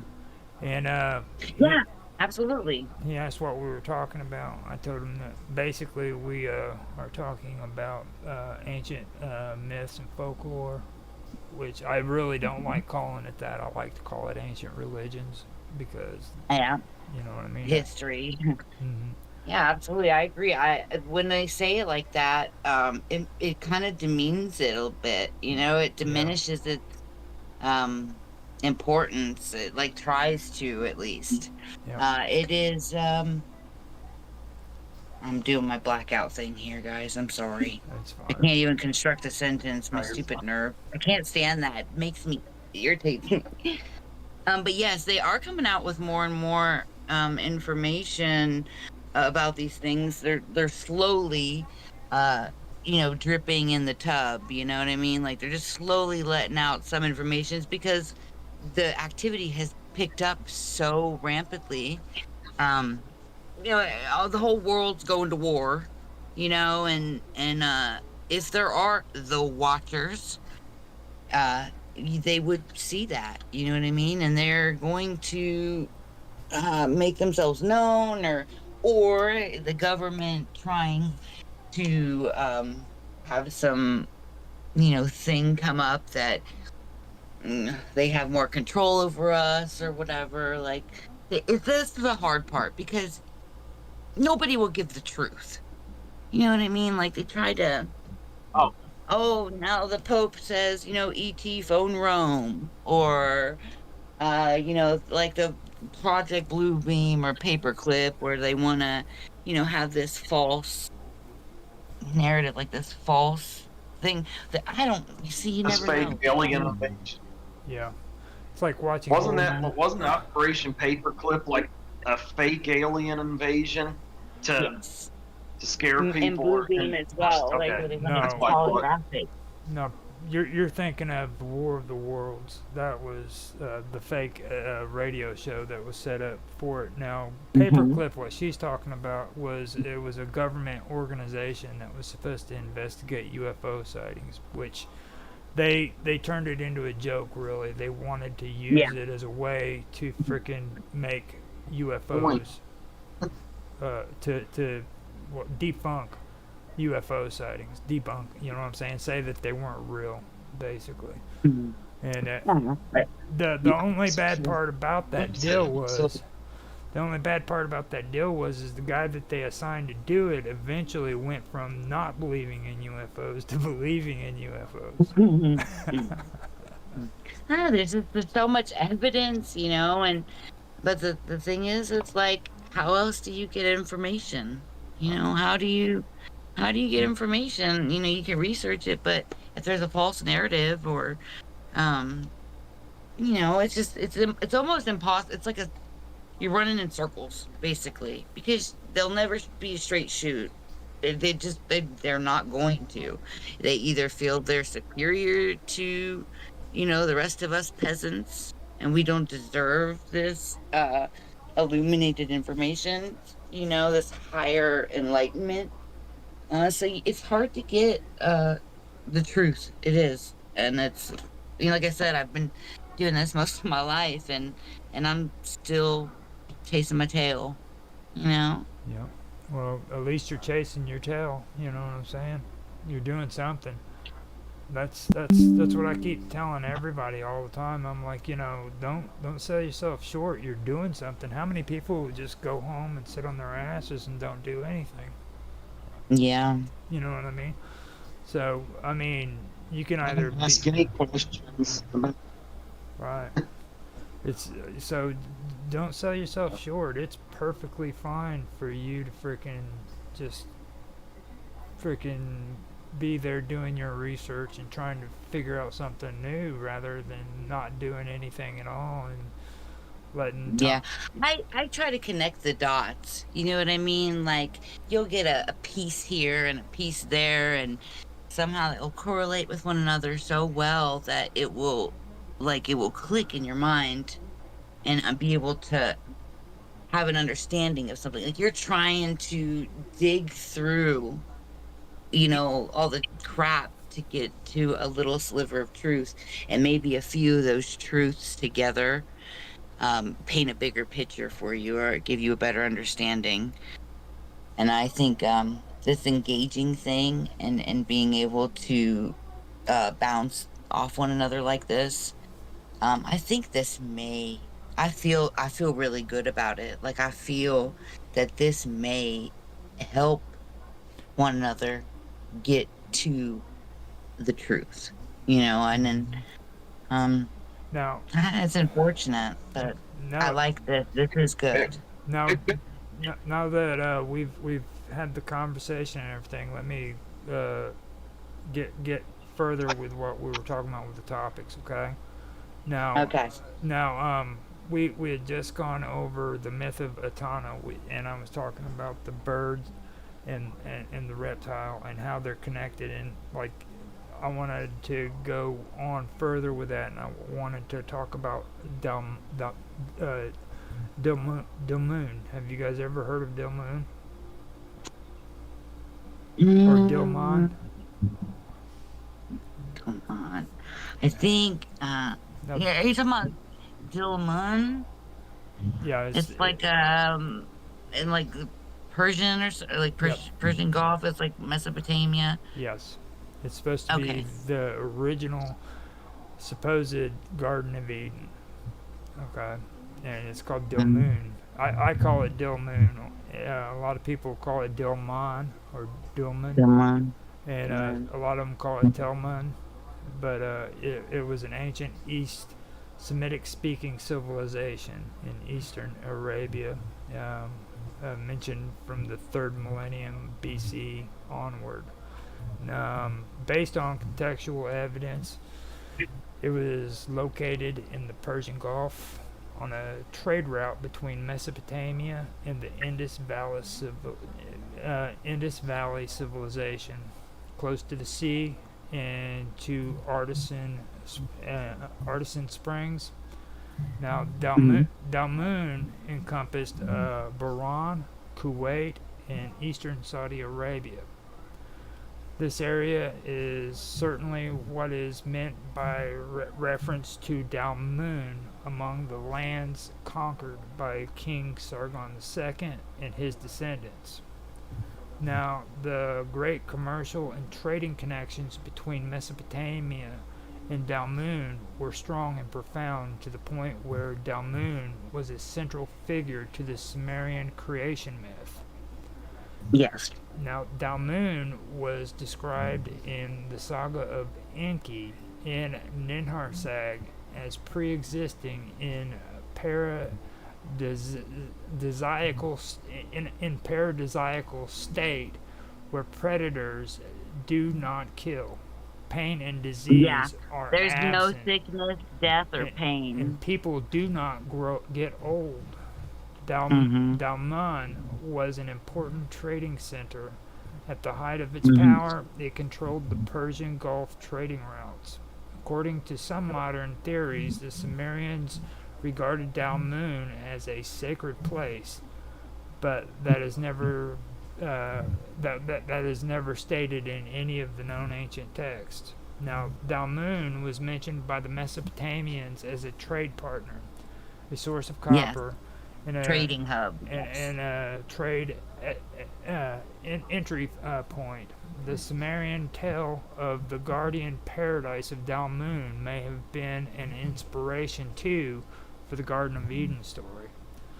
Well, it connects Mesopotamia with the Indus Valley, Right. which I wasn't even very familiar with. But I started looking into it like 2 or 3 nights ago. But I wasn't. I'm actually not very familiar with the Indus Valley and the civilization. So I pulled as much information as I could. Like I said, I kept it very short and sweet. There's 5 little paragraphs of the information that I had to contribute to it, or that I could piece together. But with the Dalmun, I put Dalmun was an ancient civilization located in the Persian Gulf, significant in Mesopotamia, trade, and mythology. It was described as paradise where there was no sickness, death, or pain. Dalmun was a major trading hub connecting Mesopotamia with the Indus Valley. It is often associated with the Sumerian creation myth and might have inspired the biblical Garden of Eden. Okay. Now, that's what I put.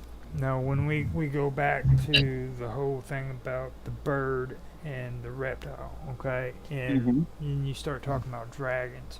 Now, the key part to all that is you have to take into consideration the Indus Valley. Okay, the Indus Valley is just to the east of India.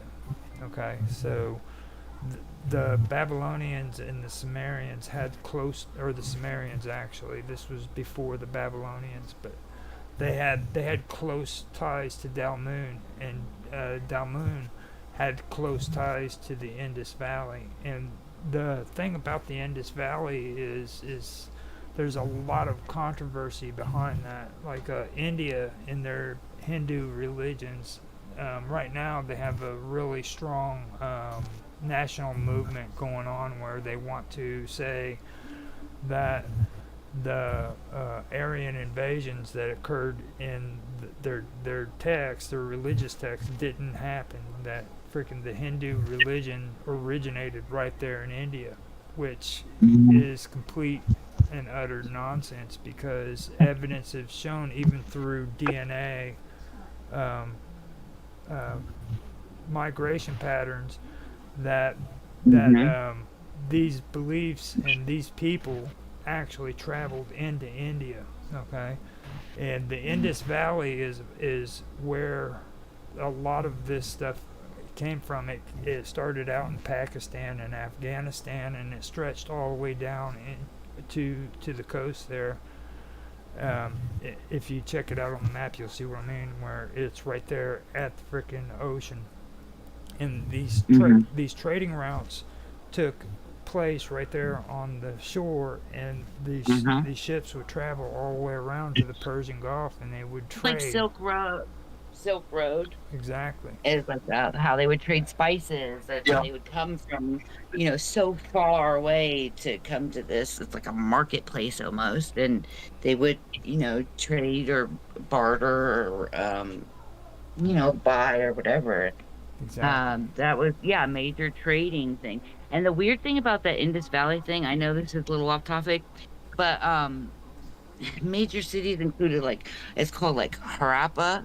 I know I'm probably butchering it, but it was due to like climate change, which is so strange that it would be, Harappa, but it's almost like harp.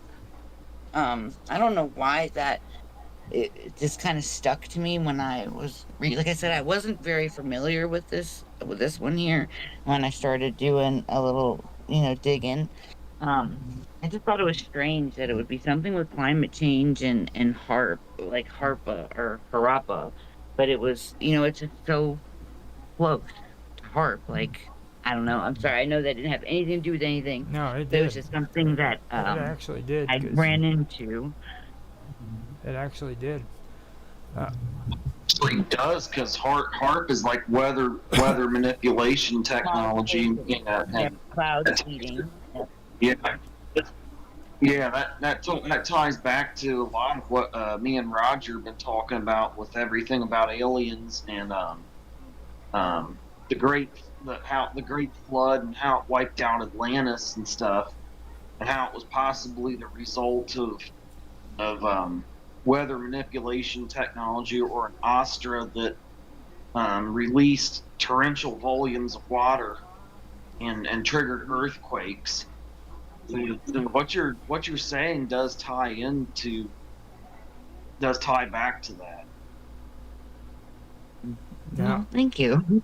I thought it stuck in my brain, so I couldn't. That was one of the things that, like, it kind of just caught my attention right away, and I was like, it's a, coincidence? I don't think so. Now this right here is a good No. place where Austin needs to take the reins and kind of explain to you about the Astros, because he's been doing a lot of good research on them. So kind of break it down for her and the people who are watching a little bit about the Astros, Austin. So, in the ancient Hindu religion, or in the ancient Hindu texts, which are the Vedic texts and the Upanishads, these texts talk about what they called astras. Now, the Vedic and the Upanishad texts, which are the central books to the Hindu religion, they were written in an ancient dialect of the Indian language called Sanskrit. And in Sanskrit, astra, supernatural weapon, or a weapon that was summoned or controlled by a deity. And the Vedic and scriptures and the Upanishads in Hinduism, they mention over 100 different types of astras. Some of these astras were capable of causing floods that could wipe out continents, and others were capable of causing quakes, and others were capable of causing sea outs, and then there was another astra called the Brahmastra. It was charged with all of the energy of the universe, and it would unleash a flash as bright as 1,000 suns, followed by a smoky trail that rose heavens. And there was still another one that was capable of hollowing out tunnels under the earth. But these astras, they were controlled by supernatural beings or gods in the Hindu pantheon. Well, And then, actually, you it's look at everywhere. ancient. This with Zeus and controlling lightning, and it's we have that technology now. If we can do that now on our minute Yeah, little level. Go ahead. I'm sorry. yeah. It carried on Oh. into the Greek, into the in Roman mythology. You see all these, and even the Norse mythology. You see like Thor with his thunderbolt, and that was kind of the Ostras into that was started with the Hindu texts into other religious traditions again down through the ages, and I think they still exist on some level in the form of Absolutely. heart and the cloud seeding stuff that we're seeing today, and like the super dark way, which is that's a global network of harp-like devices or these directed energy Weapons. of course, nuclear weapons. Yeah. Those that could be fall into that category, well, or chemical or biological things such as it still exists on some level. Yeah, and like imagine, back in the day in ancient man, seeing something like that. How would they try to explain it? It's a misunderstood technology. They are obviously very intelligent and they have the power of, weather phenomenon and like you said with the flood and things like that. But that I agree. And Yeah, go ahead, take it back. because Plato, how Plato he talked about how the gods flooded Atlantis as punishment. Well, how would they have done that? They had to have some method by which to cause earthquakes and floods that sunk Atlantis in one night. And that's where the Ostras appear, at least from my research, to have carried over in from the or carried over into the Greek traditions from the ancient Hindu traditions that predated them by maybe 2,000 or 3,000 years. Now how the Indus Valley and cults with the Vedic and Upanishads that came out of Indus Valley civilization carried on into Greek and Egyptian and ultimately Roman tradition. Now that's kind of a mystery. We don't know exactly. The best we can figure is it had something to do with migration, communication of humans on these trade routes. That the Silk Road, like you discussed, was one of them, and the Silk Road went back. That's transcended civilizations. There were civilizations that came and went, but the Silk Road lasted through all of them. Yeah. The Babylon, the Sumerians came and went. The Akkadians came and went. The Babylonians and Assyrians and the Greeks and the Egyptians and Persians and ultimately the Romans and the Byzantine Empire. All of that came and went. But and the ancient Mongolia came and went with Genghis Khan. But through it all, the Silk Road lasted. And people traded and communicated. And so that's how I'm assuming that these traditions carried on and transferred to each other. But also these people witnessed the same things. I mean, we're talking events that far bigger than anything that we've seen in recent history. By which I mean, the last couple hundred years. We're talking about events. Yeah. We're talking about events bigger than our great grandparents and so on and so forth have seen. Yeah. So it's stuff that would leave a very lasting impression. Now, a lot of this stuff he's talking about too is going back thousands. And when I'm saying thousands, like our recorded history only goes back to freaking, what was it, 10,000 BC? Mm-hmm. You see? So, yeah. this stuff, if it is true, goes back even further than that. Well, I would assume that it's based on, some facts, because if it to be such a to leave a lasting impression, like carried on through all that time, there's obviously some truth, to that footing there. But let me kind of throw out a little bit of facts here too first before we go further. Let me kind of give you guys an idea of how old the Sumerians are. Okay.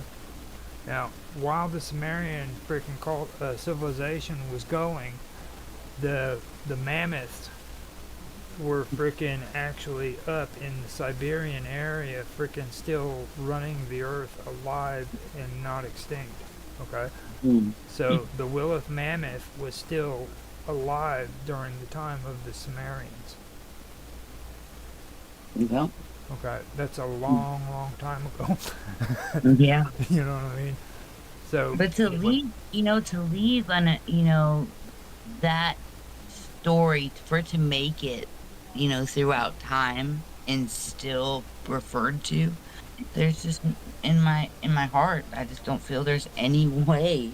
They wouldn't have made up some story and it'd been like some Harry Potter tale, and it just carried on through the hundreds and hundreds of years. Like, there's no way.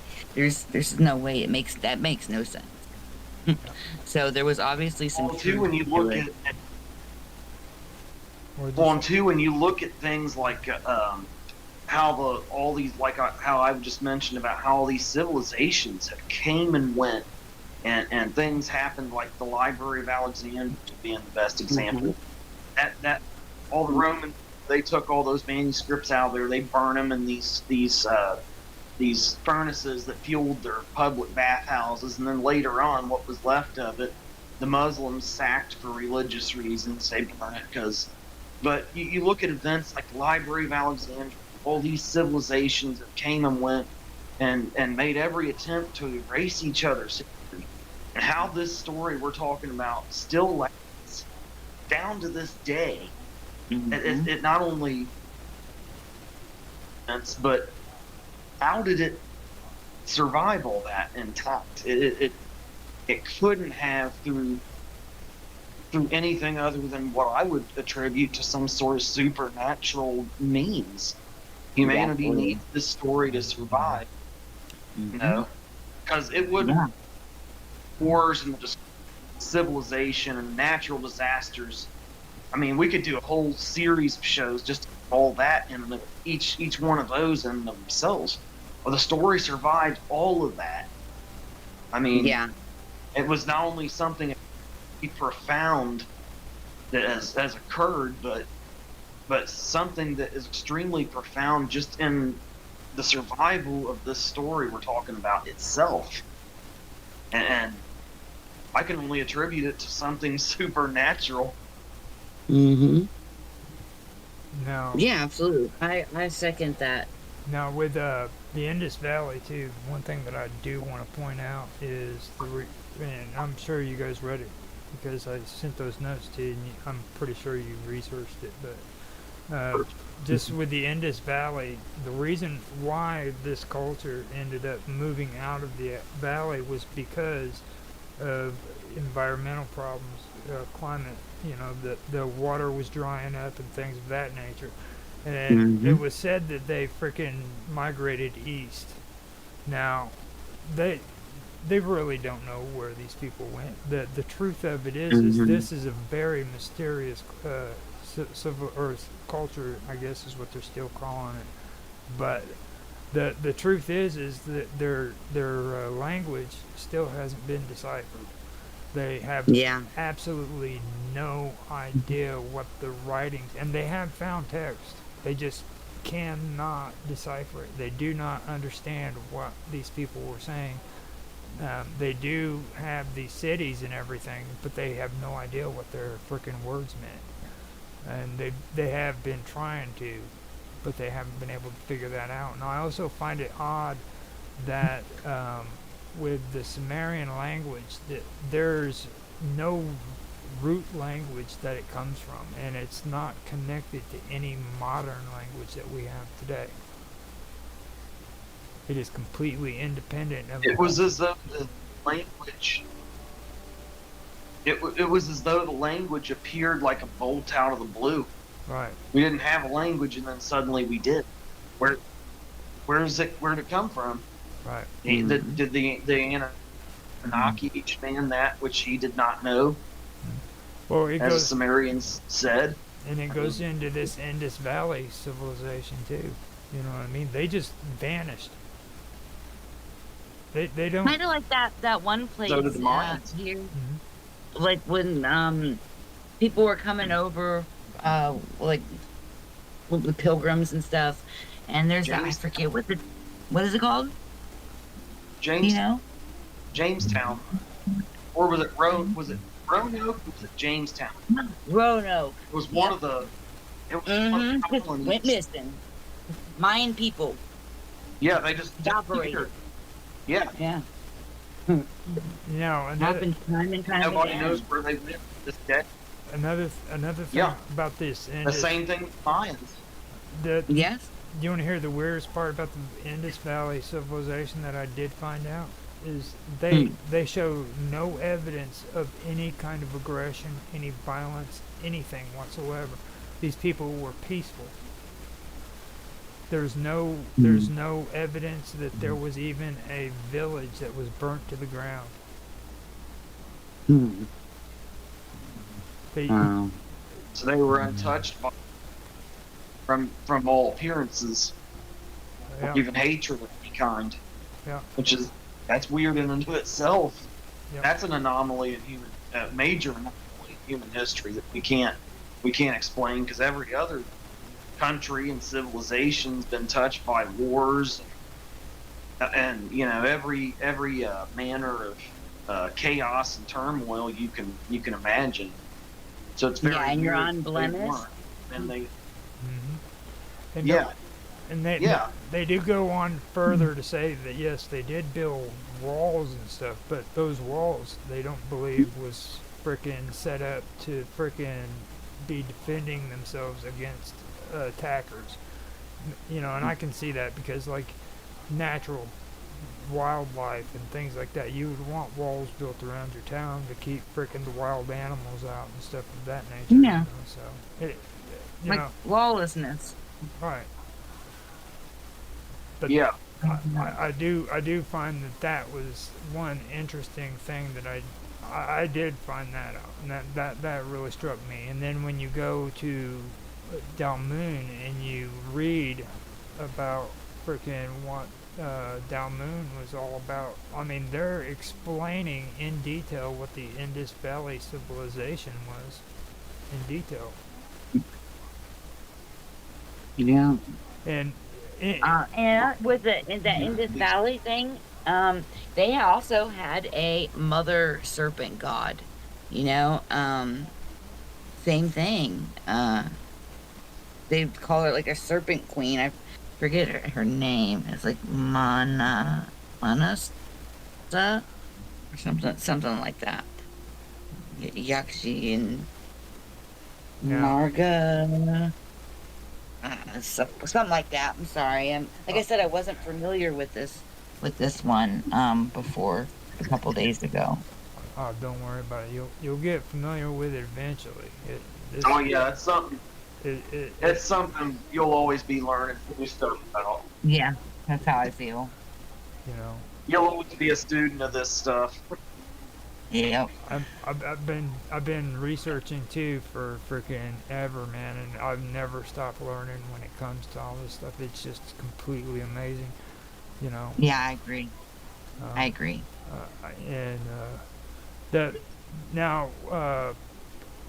What I was wanting to also mention too is like here in Dalmoon, if you notice what I read there, it also said freaking where freaking people do not get old. Mm-hmm. Well, same thing with Moses. You know, Moses was supposed to be like, what, 900 or something like that. But I think the last one was Enoch. Yeah. You've heard of the stuff Zachariah Sitchin. That's what all we them came out, right? sorry, repeat. Have you ever heard of Zachariah Sitchin? I can't. Something's cutting out. Oh, it's probably me and Austin talking. I can hear you good now. Austin, did you have something to say? Oh yeah.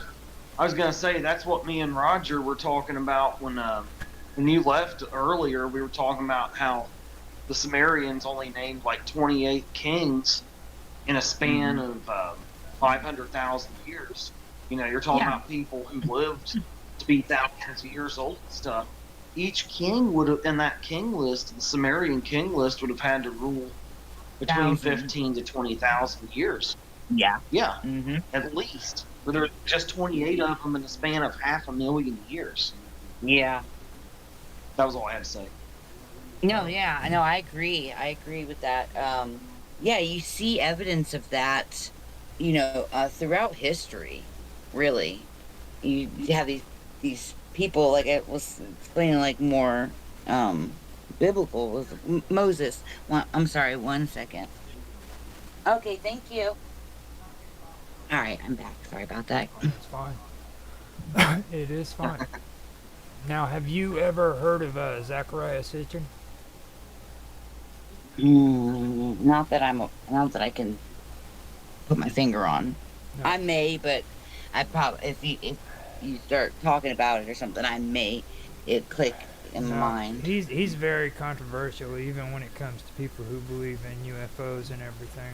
But he did grab the attention of people who believe in UFOs and aliens and outer space, because he came up with the concept of the Anunnaki.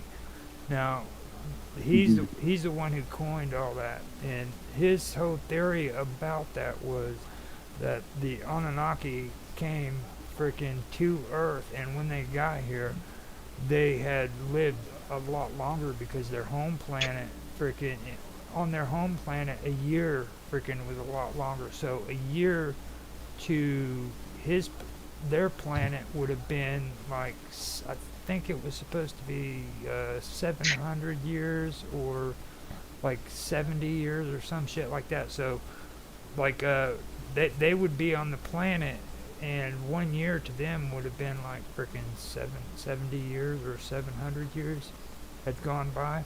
What's like 70 years? Yeah. They also say that a day for God is like a year or 1,000 years for us. Yes, that's what it was. It was freaking. I believe it's 1,000. 1 year is 1,000 years to the Anunnaki. Yeah. I believe that's what it was. And when I see. What was you saying? I heard a little bit of a rumble. Repeat yourself real quick. Oh, I was starting to talk, but then you were talking. I couldn't tell whether you were still talking or not. Oh, well, go ahead. Okay. So if we're to believe that one day for God is 1,000 years, the Bible talks about how God created the earth in 7 days, and that would mean that we could take it to mean that God created the earth in 7,000, what we consider to be Earth years. Well, maybe, yeah, it could be that. It also could be that maybe that God creating us, you had, like, of course you had to make all these different tweaks in DNA, and you have to cap those, and I forgot where I was going with that, but there was a reason I was bringing it up. I'll think about it and get back to you. There was a reason, and it just slipped my mind. All right. Well, You want to hear a funny, somebody says, when you're going to do something and you walk into a room and then you completely forget what you were doing. They said, I heard a funny, he said, what if every time that happens, you had just got abducted by aliens? So you come back, you don't remember what you were doing. It's funny. Okay. Sorry for interrupting, but it may have taken 7,000 years to get it right. To have an intellect and like the consciousness and the whole spirit, like energy not being able, you can't destroy energy. Energy will keep going. Even when you die, your That's your right. energy, your soul, it still exists. It's not, diminished or demolished. It's still there. So the creator, maybe he just, I don't know, maybe he made it in 7 days, and he wasn't talking about an us 7 days. Maybe he was talking about a him 7 days. Us. But they said like he will, God will return, in 7,000 years. Like, I don't know, there's something weird also with our timeline and how there used to be 13 months. And so they changed, I think it was Catholics, if I'm not mistaken, the Roman Catholics, they changed the calendar. I can't remember what name They've changed it a few times actually. I actually got caught up in that. Yeah. Like the calendar is the only reason why we have the calendar is so that frickin' these people could decide what they wanted or figure out when the best time was to frickin' plant food and Yeah, stuff like absolutely. that. You know what I'm saying? So Absolutely. everybody, Harvest. and the harvest and everything. And then when you go according to the harvest moon and things of that nature, you start diving into a lot of things that people don't really understand. You know what I'm saying? Like they think that when they hear the word harvest moon, that is some kind of witchcraft, but that's not what it's about. It was never meant to be that kind of thing. You know what I mean? Which, don't get me wrong, a lot of people who do believe in witchcraft do believe in the harvest moon, but that's not what it originally was meant for. No, the same thing with Easter and Ishtar, You know? and how basically like Easter, it's like a pagan holiday. Same thing with Christmas. Christmas being in relation to Nimrod, and Now, see, they're- I actually, when you brought up Ishtar and Nimrod, there's a fact that I wanted to bring up too that I didn't mention in the notes, but like the Canaanites, when it comes to Ishtar, actually, I found this out last year when I was doing my history stuff, and I brought it up in a couple of the videos that I did with Karma. But Ishtar, according to the Canaanites, could have possibly been the beginning references to what we think of as mermaids today. Now, I'm not talking about the Sumerians, I'm talking about the Canaanites. They actually worshipped Ishtar too, but they depicted her as a reptilian woman, kind of. There that goes again, huh? Kind of like a, Coincidence. yeah, kind of The like. reptilians. And what I read of it, it resembles Or even an a mermaid. amphibian. Yeah. Well, like I said, Or even an amphibian type creature. Yeah. Like, And they have are we aquatic different? and Are we different aerial. and reptile? Or is there a difference between them, or the amphibian creatures we've talked about and the reptiles for like the everything about Alien series, or are they kind of one and the same? Well, the I amphibians. believe Oh, same well, lineage, maybe. Like same, like how can I explain that? I believe it's this one in the same. It's like it's from the same tree. I believe that there's aquatic, which is underwater, and I believe that there are aerial, which of flight. You can even have land. Land and or creatures that live on land. They don't live in flight or in the water. Maybe there's by people, or maybe there was beings that were both. You know, they could fly and they could be underwater. You know, just Now, from what I've found out when it comes to the alien races, is the aquatic or the amphibians are they really don't like humans, and yeah, a lot of the incidences that involved humans with them was very negative. Like they would be very aggressive and very hostile towards humans. hmm And, well, same thing with like the sirens or mermaids, whatever you call it. It's the same kind of thing. You know, there was you know, like carving or cave paintings, like to how they recorded their information back in the day. mhm. They would you know, have not hieroglyphs, but there's another terminology for it. I forget, but Pamphlets. you guys kind of get the gist of it. Yeah. And it's the same, it's one and the same, I think. Like it's always painted in a darker light. Or I believe in mermaids. You know, I full-heartedly believe in that. I think, and how silly the evolution thing is. Okay, like if people evolved from monkeys, why Yeah. aren't there still monkeys turning into motherfuckers? You know what I mean? That just don't make no sense to me. Right. Yeah.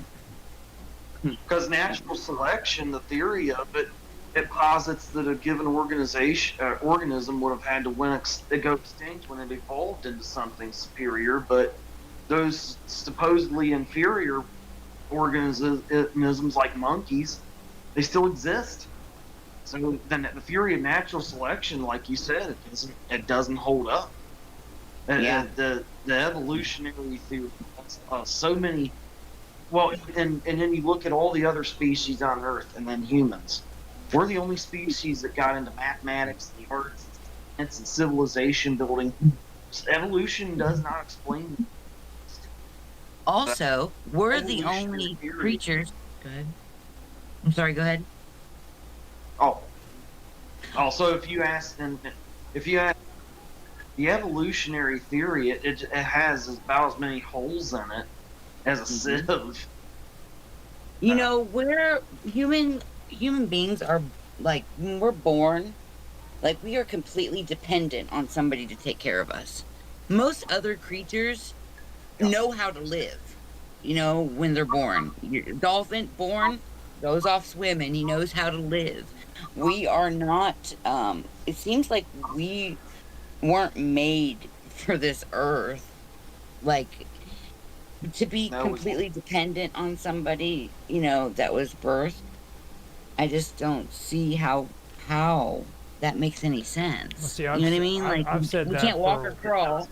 I've said that for a while now, where No. we don't fit naturally into the habitat that we're Absolutely. in. I Correct. personally That's what I believe meant that. to say. no. And, and yet we're the dominant species somehow. That's Yeah. Everything another about reason. us doesn't Mine. add up. It's Wait. yeah, it's fishy. Something's fishy. Yeah. Doesn't make no sense. Yeah. Hmm. Uh, That was a good point to bring up. I'm sorry about that. no, I know. that was a good point. I mean, that Good really was. species. That's kind of ironic, Yeah. Mm-hmm. you know. So Coincidence? I don't think so. that's right. So Oh yeah. No. now Absolutely not. I do want to call it for now, right? Because we are going into 2 hours, and I would like to come back though and start some more and go into the Indus Valley and start discussing that, because I think this would be an actual good subject to get into. I also want to talk about Surya. Have you guys ever heard of Surya? Mm-hmm. Okay, now Surya. Surya, yeah. Mm-hmm. Surya is when we were talking about the Brahmastra weapons. Surya is one of the gods, the deities in the Hindu religion. Then you have Garuda. I'd like to talk about Garuda, and he's a part of the Hindu religion. I also would like to go over the Thunderbird. now. Yeah. Okay, and talk about the Another Thunder. one. This all goes into and then after that I want to talk about Quetzalcoatl because Quetzalcoatl. Yeah. I want to talk about him and Thunderbird because I think those two should really be brought up together. Yeah, I agree. And we need to take this farther. If you guys are willing to come back and do this at another time, I would love to. Absolutely. How often do you do these shows? Oh yeah. Well, with WOW Talk right now, this is the only stream that live streams that I'm doing on Wonderful World of Weirdness right now because I want everybody to take a break so that we can freaking come back and be refreshed and good to go in October. I'm gonna do the Wonderful World of Weirdness WOW Talk at least once a week, so we could show up. And I'm not scheduling the live streams. I scheduled the uploads and everything that we've got going. You know, the archive videos. Those are all scheduled in the descriptions. But the live streams, I'm not scheduling them. So. Okay. Do you have a pen and paper? I can get one, I guess. Well, I think this thing, when you send me a message, it notifies me. I was gonna say you could write my name down, and if you ever need to, you can reach out on Facebook message or whatever. And but we can do it here. That's fine. I think it alerts me. That's what I was getting ready to say. Put it in a PM for us, or just and we can contact each other. I can actually notify you through Discord, like you were saying too. So we're all set on that and ready to go, man. If you want to, do you want to let everybody know your name and how they can get in touch with you, or are you okay with not doing that, or? Oh, that's fine. If anybody wants to have a conversation, that's fine. You can reach me. My name is Sherry Lone Sky, SherryLonesky, and I'm sure if you type my name in, you can find me very easily. I don't have a YouTube or nothing, but if you have Facebook and Instagram, I think I don't post much. Like I said, I don't do the social media thing. I use it more for just keeping in contact with people. Okay. So that's fine. Yeah, they're more than welcome to reach out. I would, be happy. All right. And how about you, Austin? You want to tell people a little bit about yourself? Like I said earlier, I'm Summer Todd's son. She does Summer Todd's mystery shows here on the Wonderful World of Weirdness. We just concluded season 1 finale of that. Over the summer, I'll be working on Campfire stories and everything about aliens with Roger. I also do music, so there'll be a lot going on with my solo project, art, and me and Old John's musical collaboration going forward. What kind of music? I get Roger? No. Oh, like prog rock, alternative rock, psychedelic, experimental blues kind of stuff, all kinds of stuff. Okay. I can give you a link to my YouTube channel.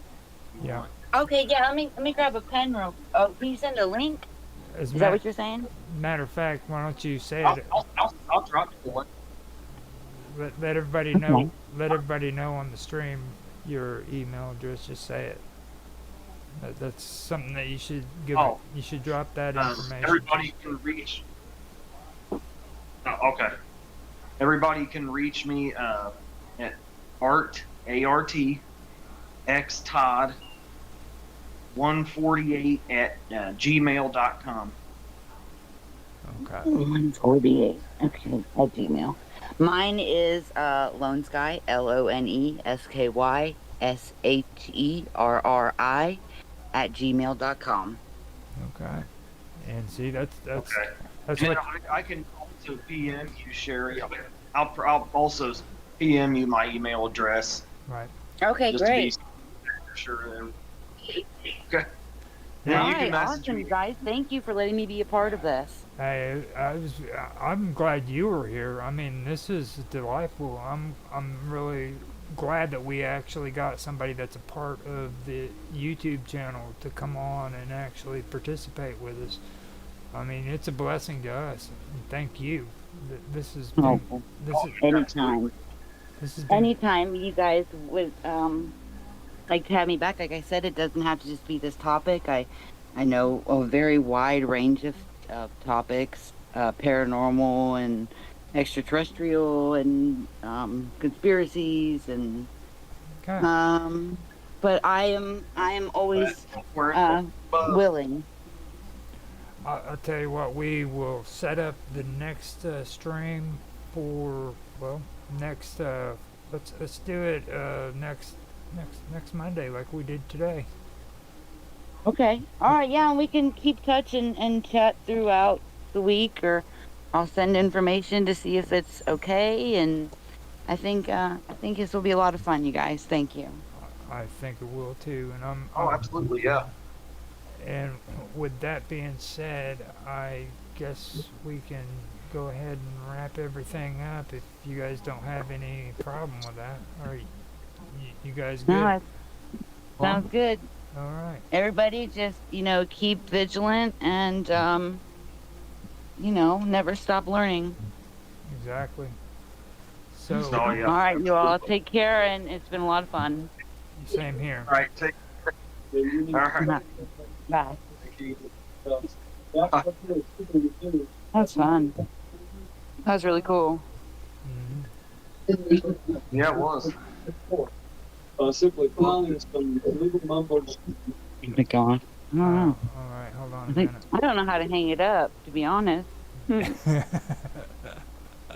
I closed all my running programs on my screen, and you guys there's no screen at all. I have wiped them all, and for some reason, I'm still having voice. No, here, let me see. Like if you tap your screen on the right-hand side, a little red phone comes up. I think that's how you hang it up. Yeah. Oh, I seen it. If you're on I it, I don't know if you're on your phone or There you yeah, that's how you hang up. I don't know if you're on a computer or your phone. I'm on my phone. On my so phone. It might be. I should probably. Okay, yeah. You just tap your screen, and then to the right-hand side, there's that red phone. I see it. That's how you hang up. All right, you guys. Thank you. Okay. You too. Later. Later. Okay. Later. Okay, so let me. But you wanted to. Hold on a minute. Let me do this little advert I do for frickin' for what's her face for her teas and stuff, and I will get everything going real quick. Oh, okay.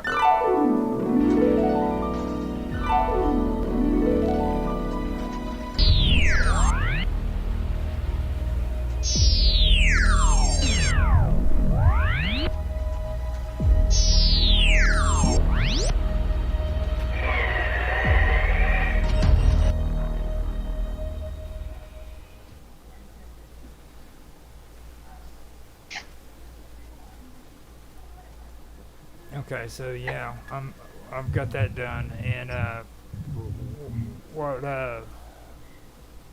since we're on WWOW Talk, this would be a good time to talk about the what we're gonna do. Now that we have you set up, I want to officially let everybody know that Austin has become an editor and a member of frickin' the WWOW. He's been on his mom show, Summer Todd, as a co-host with her and everything, and we've done shows all together, but he's never actually been a part of the editing team. So we finally have him on there, and I want to welcome you, Austin, and say that you've been it's been a pleasure and a privilege being with you guys and doing stuff with you. Okay, so this is a big thing for me, because absolutely. and now that we have you on there, I do want to set up some time with you to where we can go over freaking you learning how to stream and stuff and taking care of your own videos and being able to put your own content up, okay? Now. Okay. Yeah, absolutely. Yeah. And another thing too is if you want, it's up to you if you want to pick a day that you want to do it, and you can do your own show too. Okay. But that's after we get you set up to where you can actually do your own streaming and be able to set it up. Okay. Yeah. I need to start off at the basic. Right. The basics first. But and then of course, on top of that, my is it no? With besides that too, like that's what I was getting ready to say about the phone thing. Like we're gonna have to figure something out with you and being able to freaking do it on the phone. Cause I'm good with OBS and I'm good with a computer, but I don't know jack shit about phones at all. Me either. When it comes to streaming, anyway, I mean, I do a lot of other stuff with this, but I I don't know the first thing about stream. I'm sure you can stream off phone if worse comes to worse, but like I said, I'm totally new to actually setting up my own streams. I have yet to do any of that, so I don't know. Well, that'll be something we figure out going forward, I guess. Well, we may learn something new together. I know I know you can do it. I know you can do it though, like because now they got the shorts and everything, so and vertical and all that. So I know that is possible, but like I'm just saying I can use vertical on OBS. You know what I mean? But I don't know like physically how to do it on the phone. So, but we can go through that and set you up. Maybe if you want to, you can make little shorts. Since you use the phone, you can make little shorts for freaking for WWOW 2, because I think they got to be less than a minute. I'm not sure what the length requirement is exactly. Probably less than within the window of a minute, I would think. But like I said, I've never looked into the shorts or anything. I don't know anything about that either. So there's a lot I gotta learn. What the hell would you do in? I'm a novice. Well, you know what I'm saying? What the hell would you do in paranormal and UFOs that relate to frickin' or anything with our channel that's less than a minute? That's the thing, though. Like, that's the hard thing for me to figure out. Possibly advertising for shows using shorts, like little 1 minute trailers of the longer shows, like what we just did that we're going to be doing, is the first thing that comes to mind. At least for me. Just advertising for the wonderful world of weirdness, like putting something real spooky and killer together makes people want to come and watch it. Well, like the introductions. Of course, then again, something like that, or advertising for Campfire stories or everything about aliens. Any series we do, that would be what we could do with shorts if we go down that road. I've got another idea. That's the first thing that comes to mind. I've got another idea too. We could do like little short. What's that? Your mom. Go through your mom's old videos. What about it? And all the goofy shit that freaking happened on her freaking show, man. Just like get the little clips. Cause dude, we've got like so much goofy shit on there. You mean like the behind the scenes, like you did, right? Right. Well, I mean, I'm sure. Oh man, those behind the scenes of Summer Todd's mystery shows had me keeling over laughing. I mean, I fucking lost it laughing my ass off at some of those. It was just the technical glitches and shit we had. Yeah. It was gold. it was comedy gold. That was where we kind of interjected comedy into our more serious mystery discussions, as it were. So we could do that. We could go that route as well. Okay. I'm not opposed to that. Now, what were you gonna say? What I want to do is I want to figure out a good time where we can actually sit down, and this is off camera, and we can go over freaking video and stuff like that, and I can show you how to set it up on the channel. Like, you have to go in and freaking set it up to where you can hit freaking stream, and bam, it's good to go. You know what I mean? So. Yeah. So we can do that. That'll be something we figure out too. Now, granted, one thing is right now my time to really do this on a regular basis will be pretty limited because of how much I work. This doesn't have to do. I got my. This doesn't have to do with stream. Has to do with off camera, where me and you get together and we just go through it and I show you stuff. Like, I'm not talking about streaming or anything like that. Okay. So when it. Okay. Now, I mean, I would love to contribute a lot more time to all this, but it's just with work and stuff, it's so limited. If I could figure out how to make money doing it down the road enough so to devote more of my time to this and less to my regular job in the factory. Good luck with that. It would be a totally different story. I'd be on the level of you and old John with the time to work on this, but right now it's going to be limited, so I'm gonna that'll be an obstacle going forward, but we'll figure it out. But it'll take a little while because of the limited amount of time I have to work on it. But I'll be taking notes on how to do the streams and stuff, as just building on it as I go along. Yeah, and I mean, it's kind of easing my way into it. And don't think that it's about like doing the streams and streaming what we're doing. This is just me and you getting together, using something. We could use this, or we could use freaking whatever, because we need visual to where I can see what you're doing, you can see what I'm doing, and we can kind of look at it, and we can share a screen, and you can see how I'm setting up my OBS or how I'm doing the YouTube and stuff like that, so that you're able. Yeah, that's something we need to figure out. Yeah, and it doesn't need to be streamed. It just, we use this to freaking see what each other's doing and stuff of that nature. So, because yeah, absolutely. It's a good thing to do. I wanted to do it with your mom, but I don't know if that's going to be a good idea or not.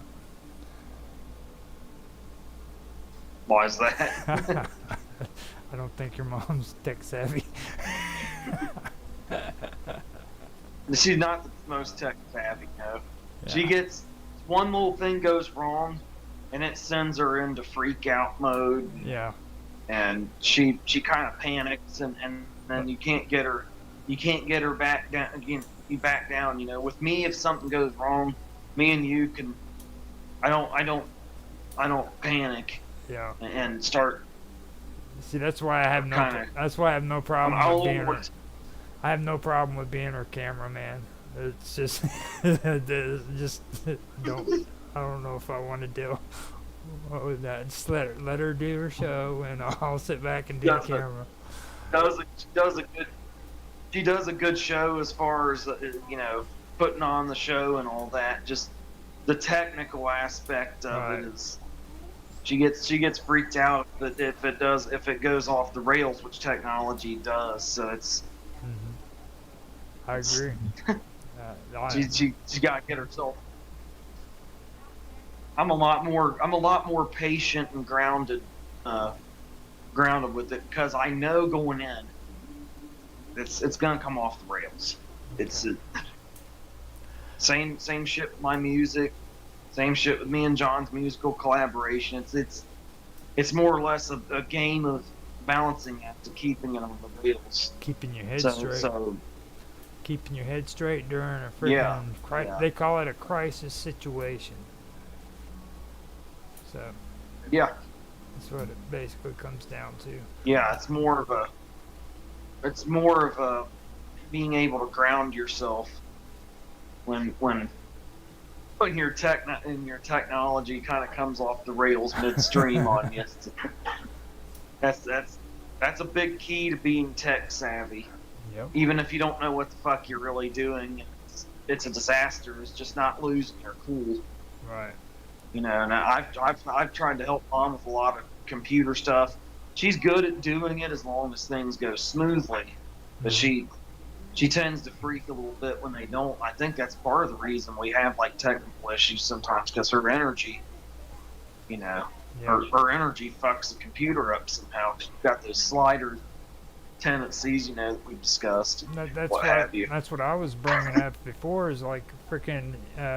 At first, she was talking about your sister, and then like all through the episodes, if you go back and you watch them, okay, like all of these little issues pop up, and it's not just once; it's through every. I think we had maybe 1 or 2 episodes that there was no problems. You realize that, right? Yeah. Oh, yeah. I recall it being quite a bumpy ride through the whole first season we did, and it'll be the same way with the second season. It'll be bumpy. Yeah. Well, at least we got through it. But me and you know that. Yeah. We got through it in one piece with decent shows. Yeah. At least me and you stayed grounded enough, I think, to keep it flowing while she did the show. Yeah. She put the show on, and I still think she's a troublemaker. We're yeah. We're good showmen, but we're also more grounded to be decent behind the scenes guys for keeping the show on the wheels. Right. So later on, I will talk to you about a good time to get together and do that stuff. And again, I do want to say freaking welcome, man, and I'm glad that you was able to freaking do that. Me and John had been talking for a while now about trying to get you on there, and like I said, I ended up having problems with the two-party verification thing with the YouTube. So and plus I have a crazy old mom who I take care of, and I didn't want to tell you guys that she busted my freaking phone. So that was kind of embarrassing. Oh, it happens. You know, but that's probably. I mean, John, his son that probably does, crazy stuff too. So it's nothing to be embarrassed about. It's just what you guys are dealing with. See, back when I was younger, there was this TV series that was out, and it's called Soap. I don't know if you remember it, I remember that. Yeah. Now there's this crazy old man who freaking thought that he was military, and he would always talk about Patton and everything, and think that he was in the army. That's kind of like how my mom is, but she's in a wheelchair. So. Oh man. Yeah. So it gets. Well, talking about the stuff that happened 40 and 50 years ago. Yeah. So. Roger, you going to grade school? You going to kindergarten? Oh, I had a situation. That bus out there waiting. I had a situation where she opened the door while I was in the middle of streaming, and she goes, "Roger, are you ignoring your mama?" I'm like, oh my fucking god, dude. No, man.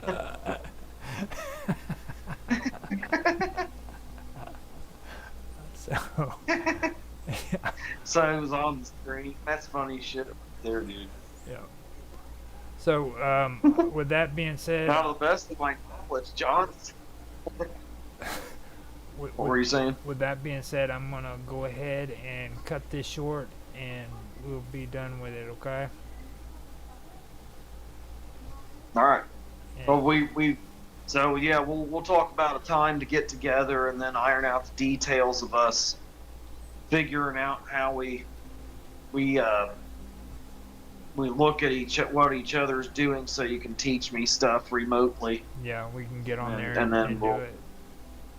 Get this stuff straightened out, and then. And of course, I'll have to take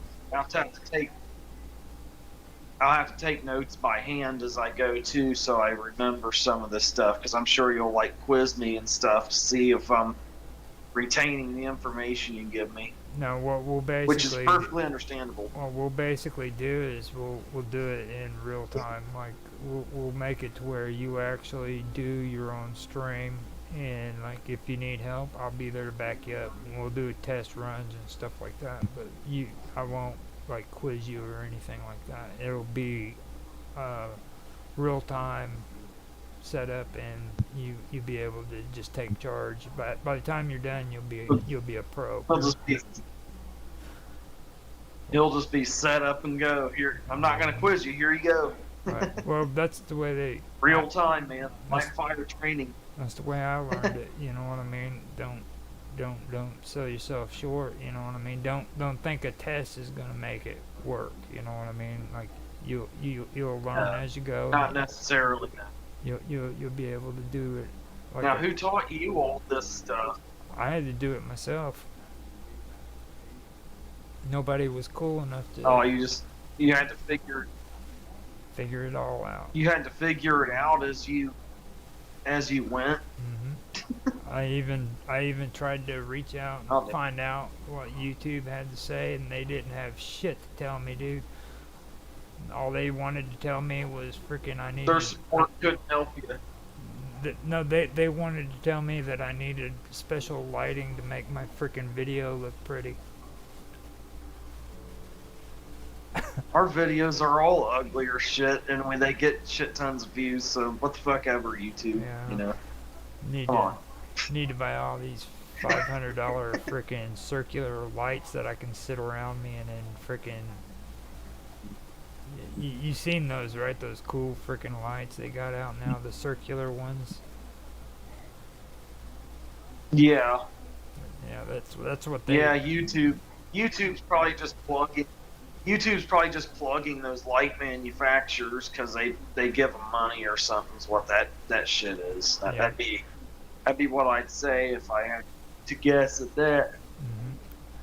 I finally started. That would be my guess. I finally started getting on their freaking creator thing and telling them, look, man, you know, if you want to help people, you start telling them freaking what's the best freaking frames per second that they need to freaking have their OBS set at if they're freaking only getting like 300 or 3,000 kilobytes per second. You know what I mean, for an internet provider.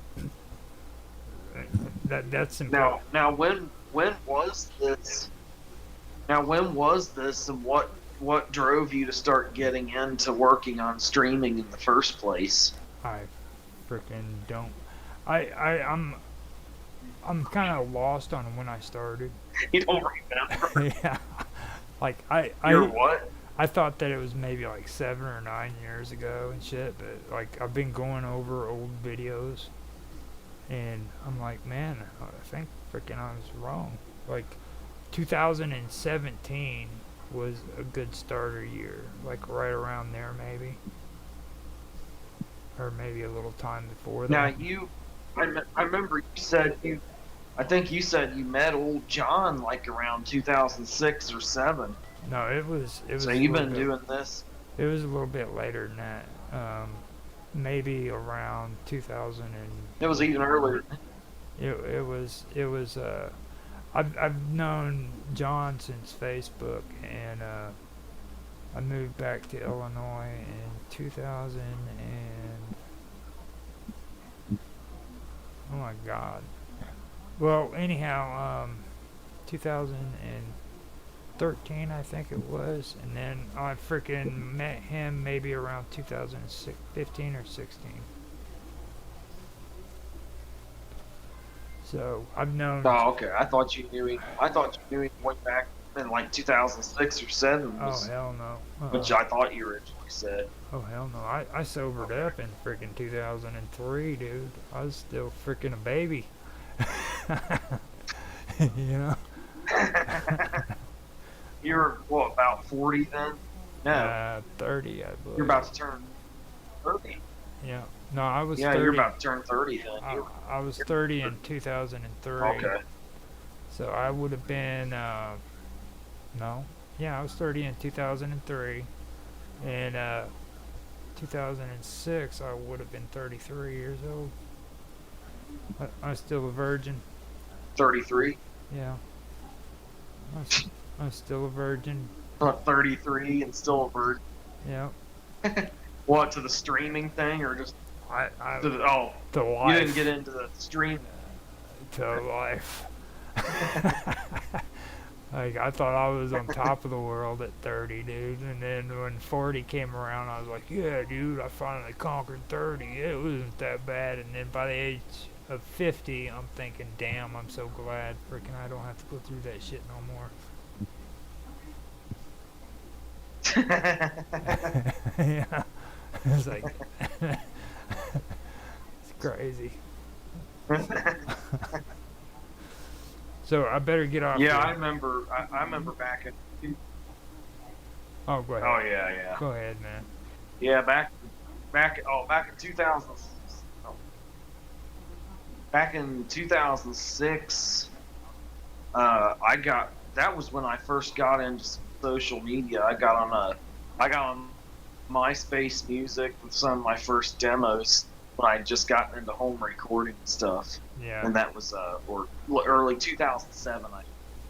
That was the 2007 demos period where I was cranking out all these demos in my home studio that I was gonna send to record labels in New York and LA and go out there and make it music, and it was just I had it all planned out. Yeah. You know, and then I was on MySpace. I was on MySpace then, and that was the thing. I reached a lot of people on there, but then, MySpace, I don't know what the fuck happened to it. It just died, and then Facebook sucked. And so I fell cracks with social media for years. See, Tom learned his lesson. Tom learned his lesson about censorship. Like, he actually started freaking going and trying to determine what it was freaking people should and shouldn't listen to, which is the same shit Facebook is doing right now. And that's what I said. Yeah. You give Facebook enough time, they're going to learn the same horrible lesson that Tom did, which, don't get me wrong, at least he's with MySpace? Yeah.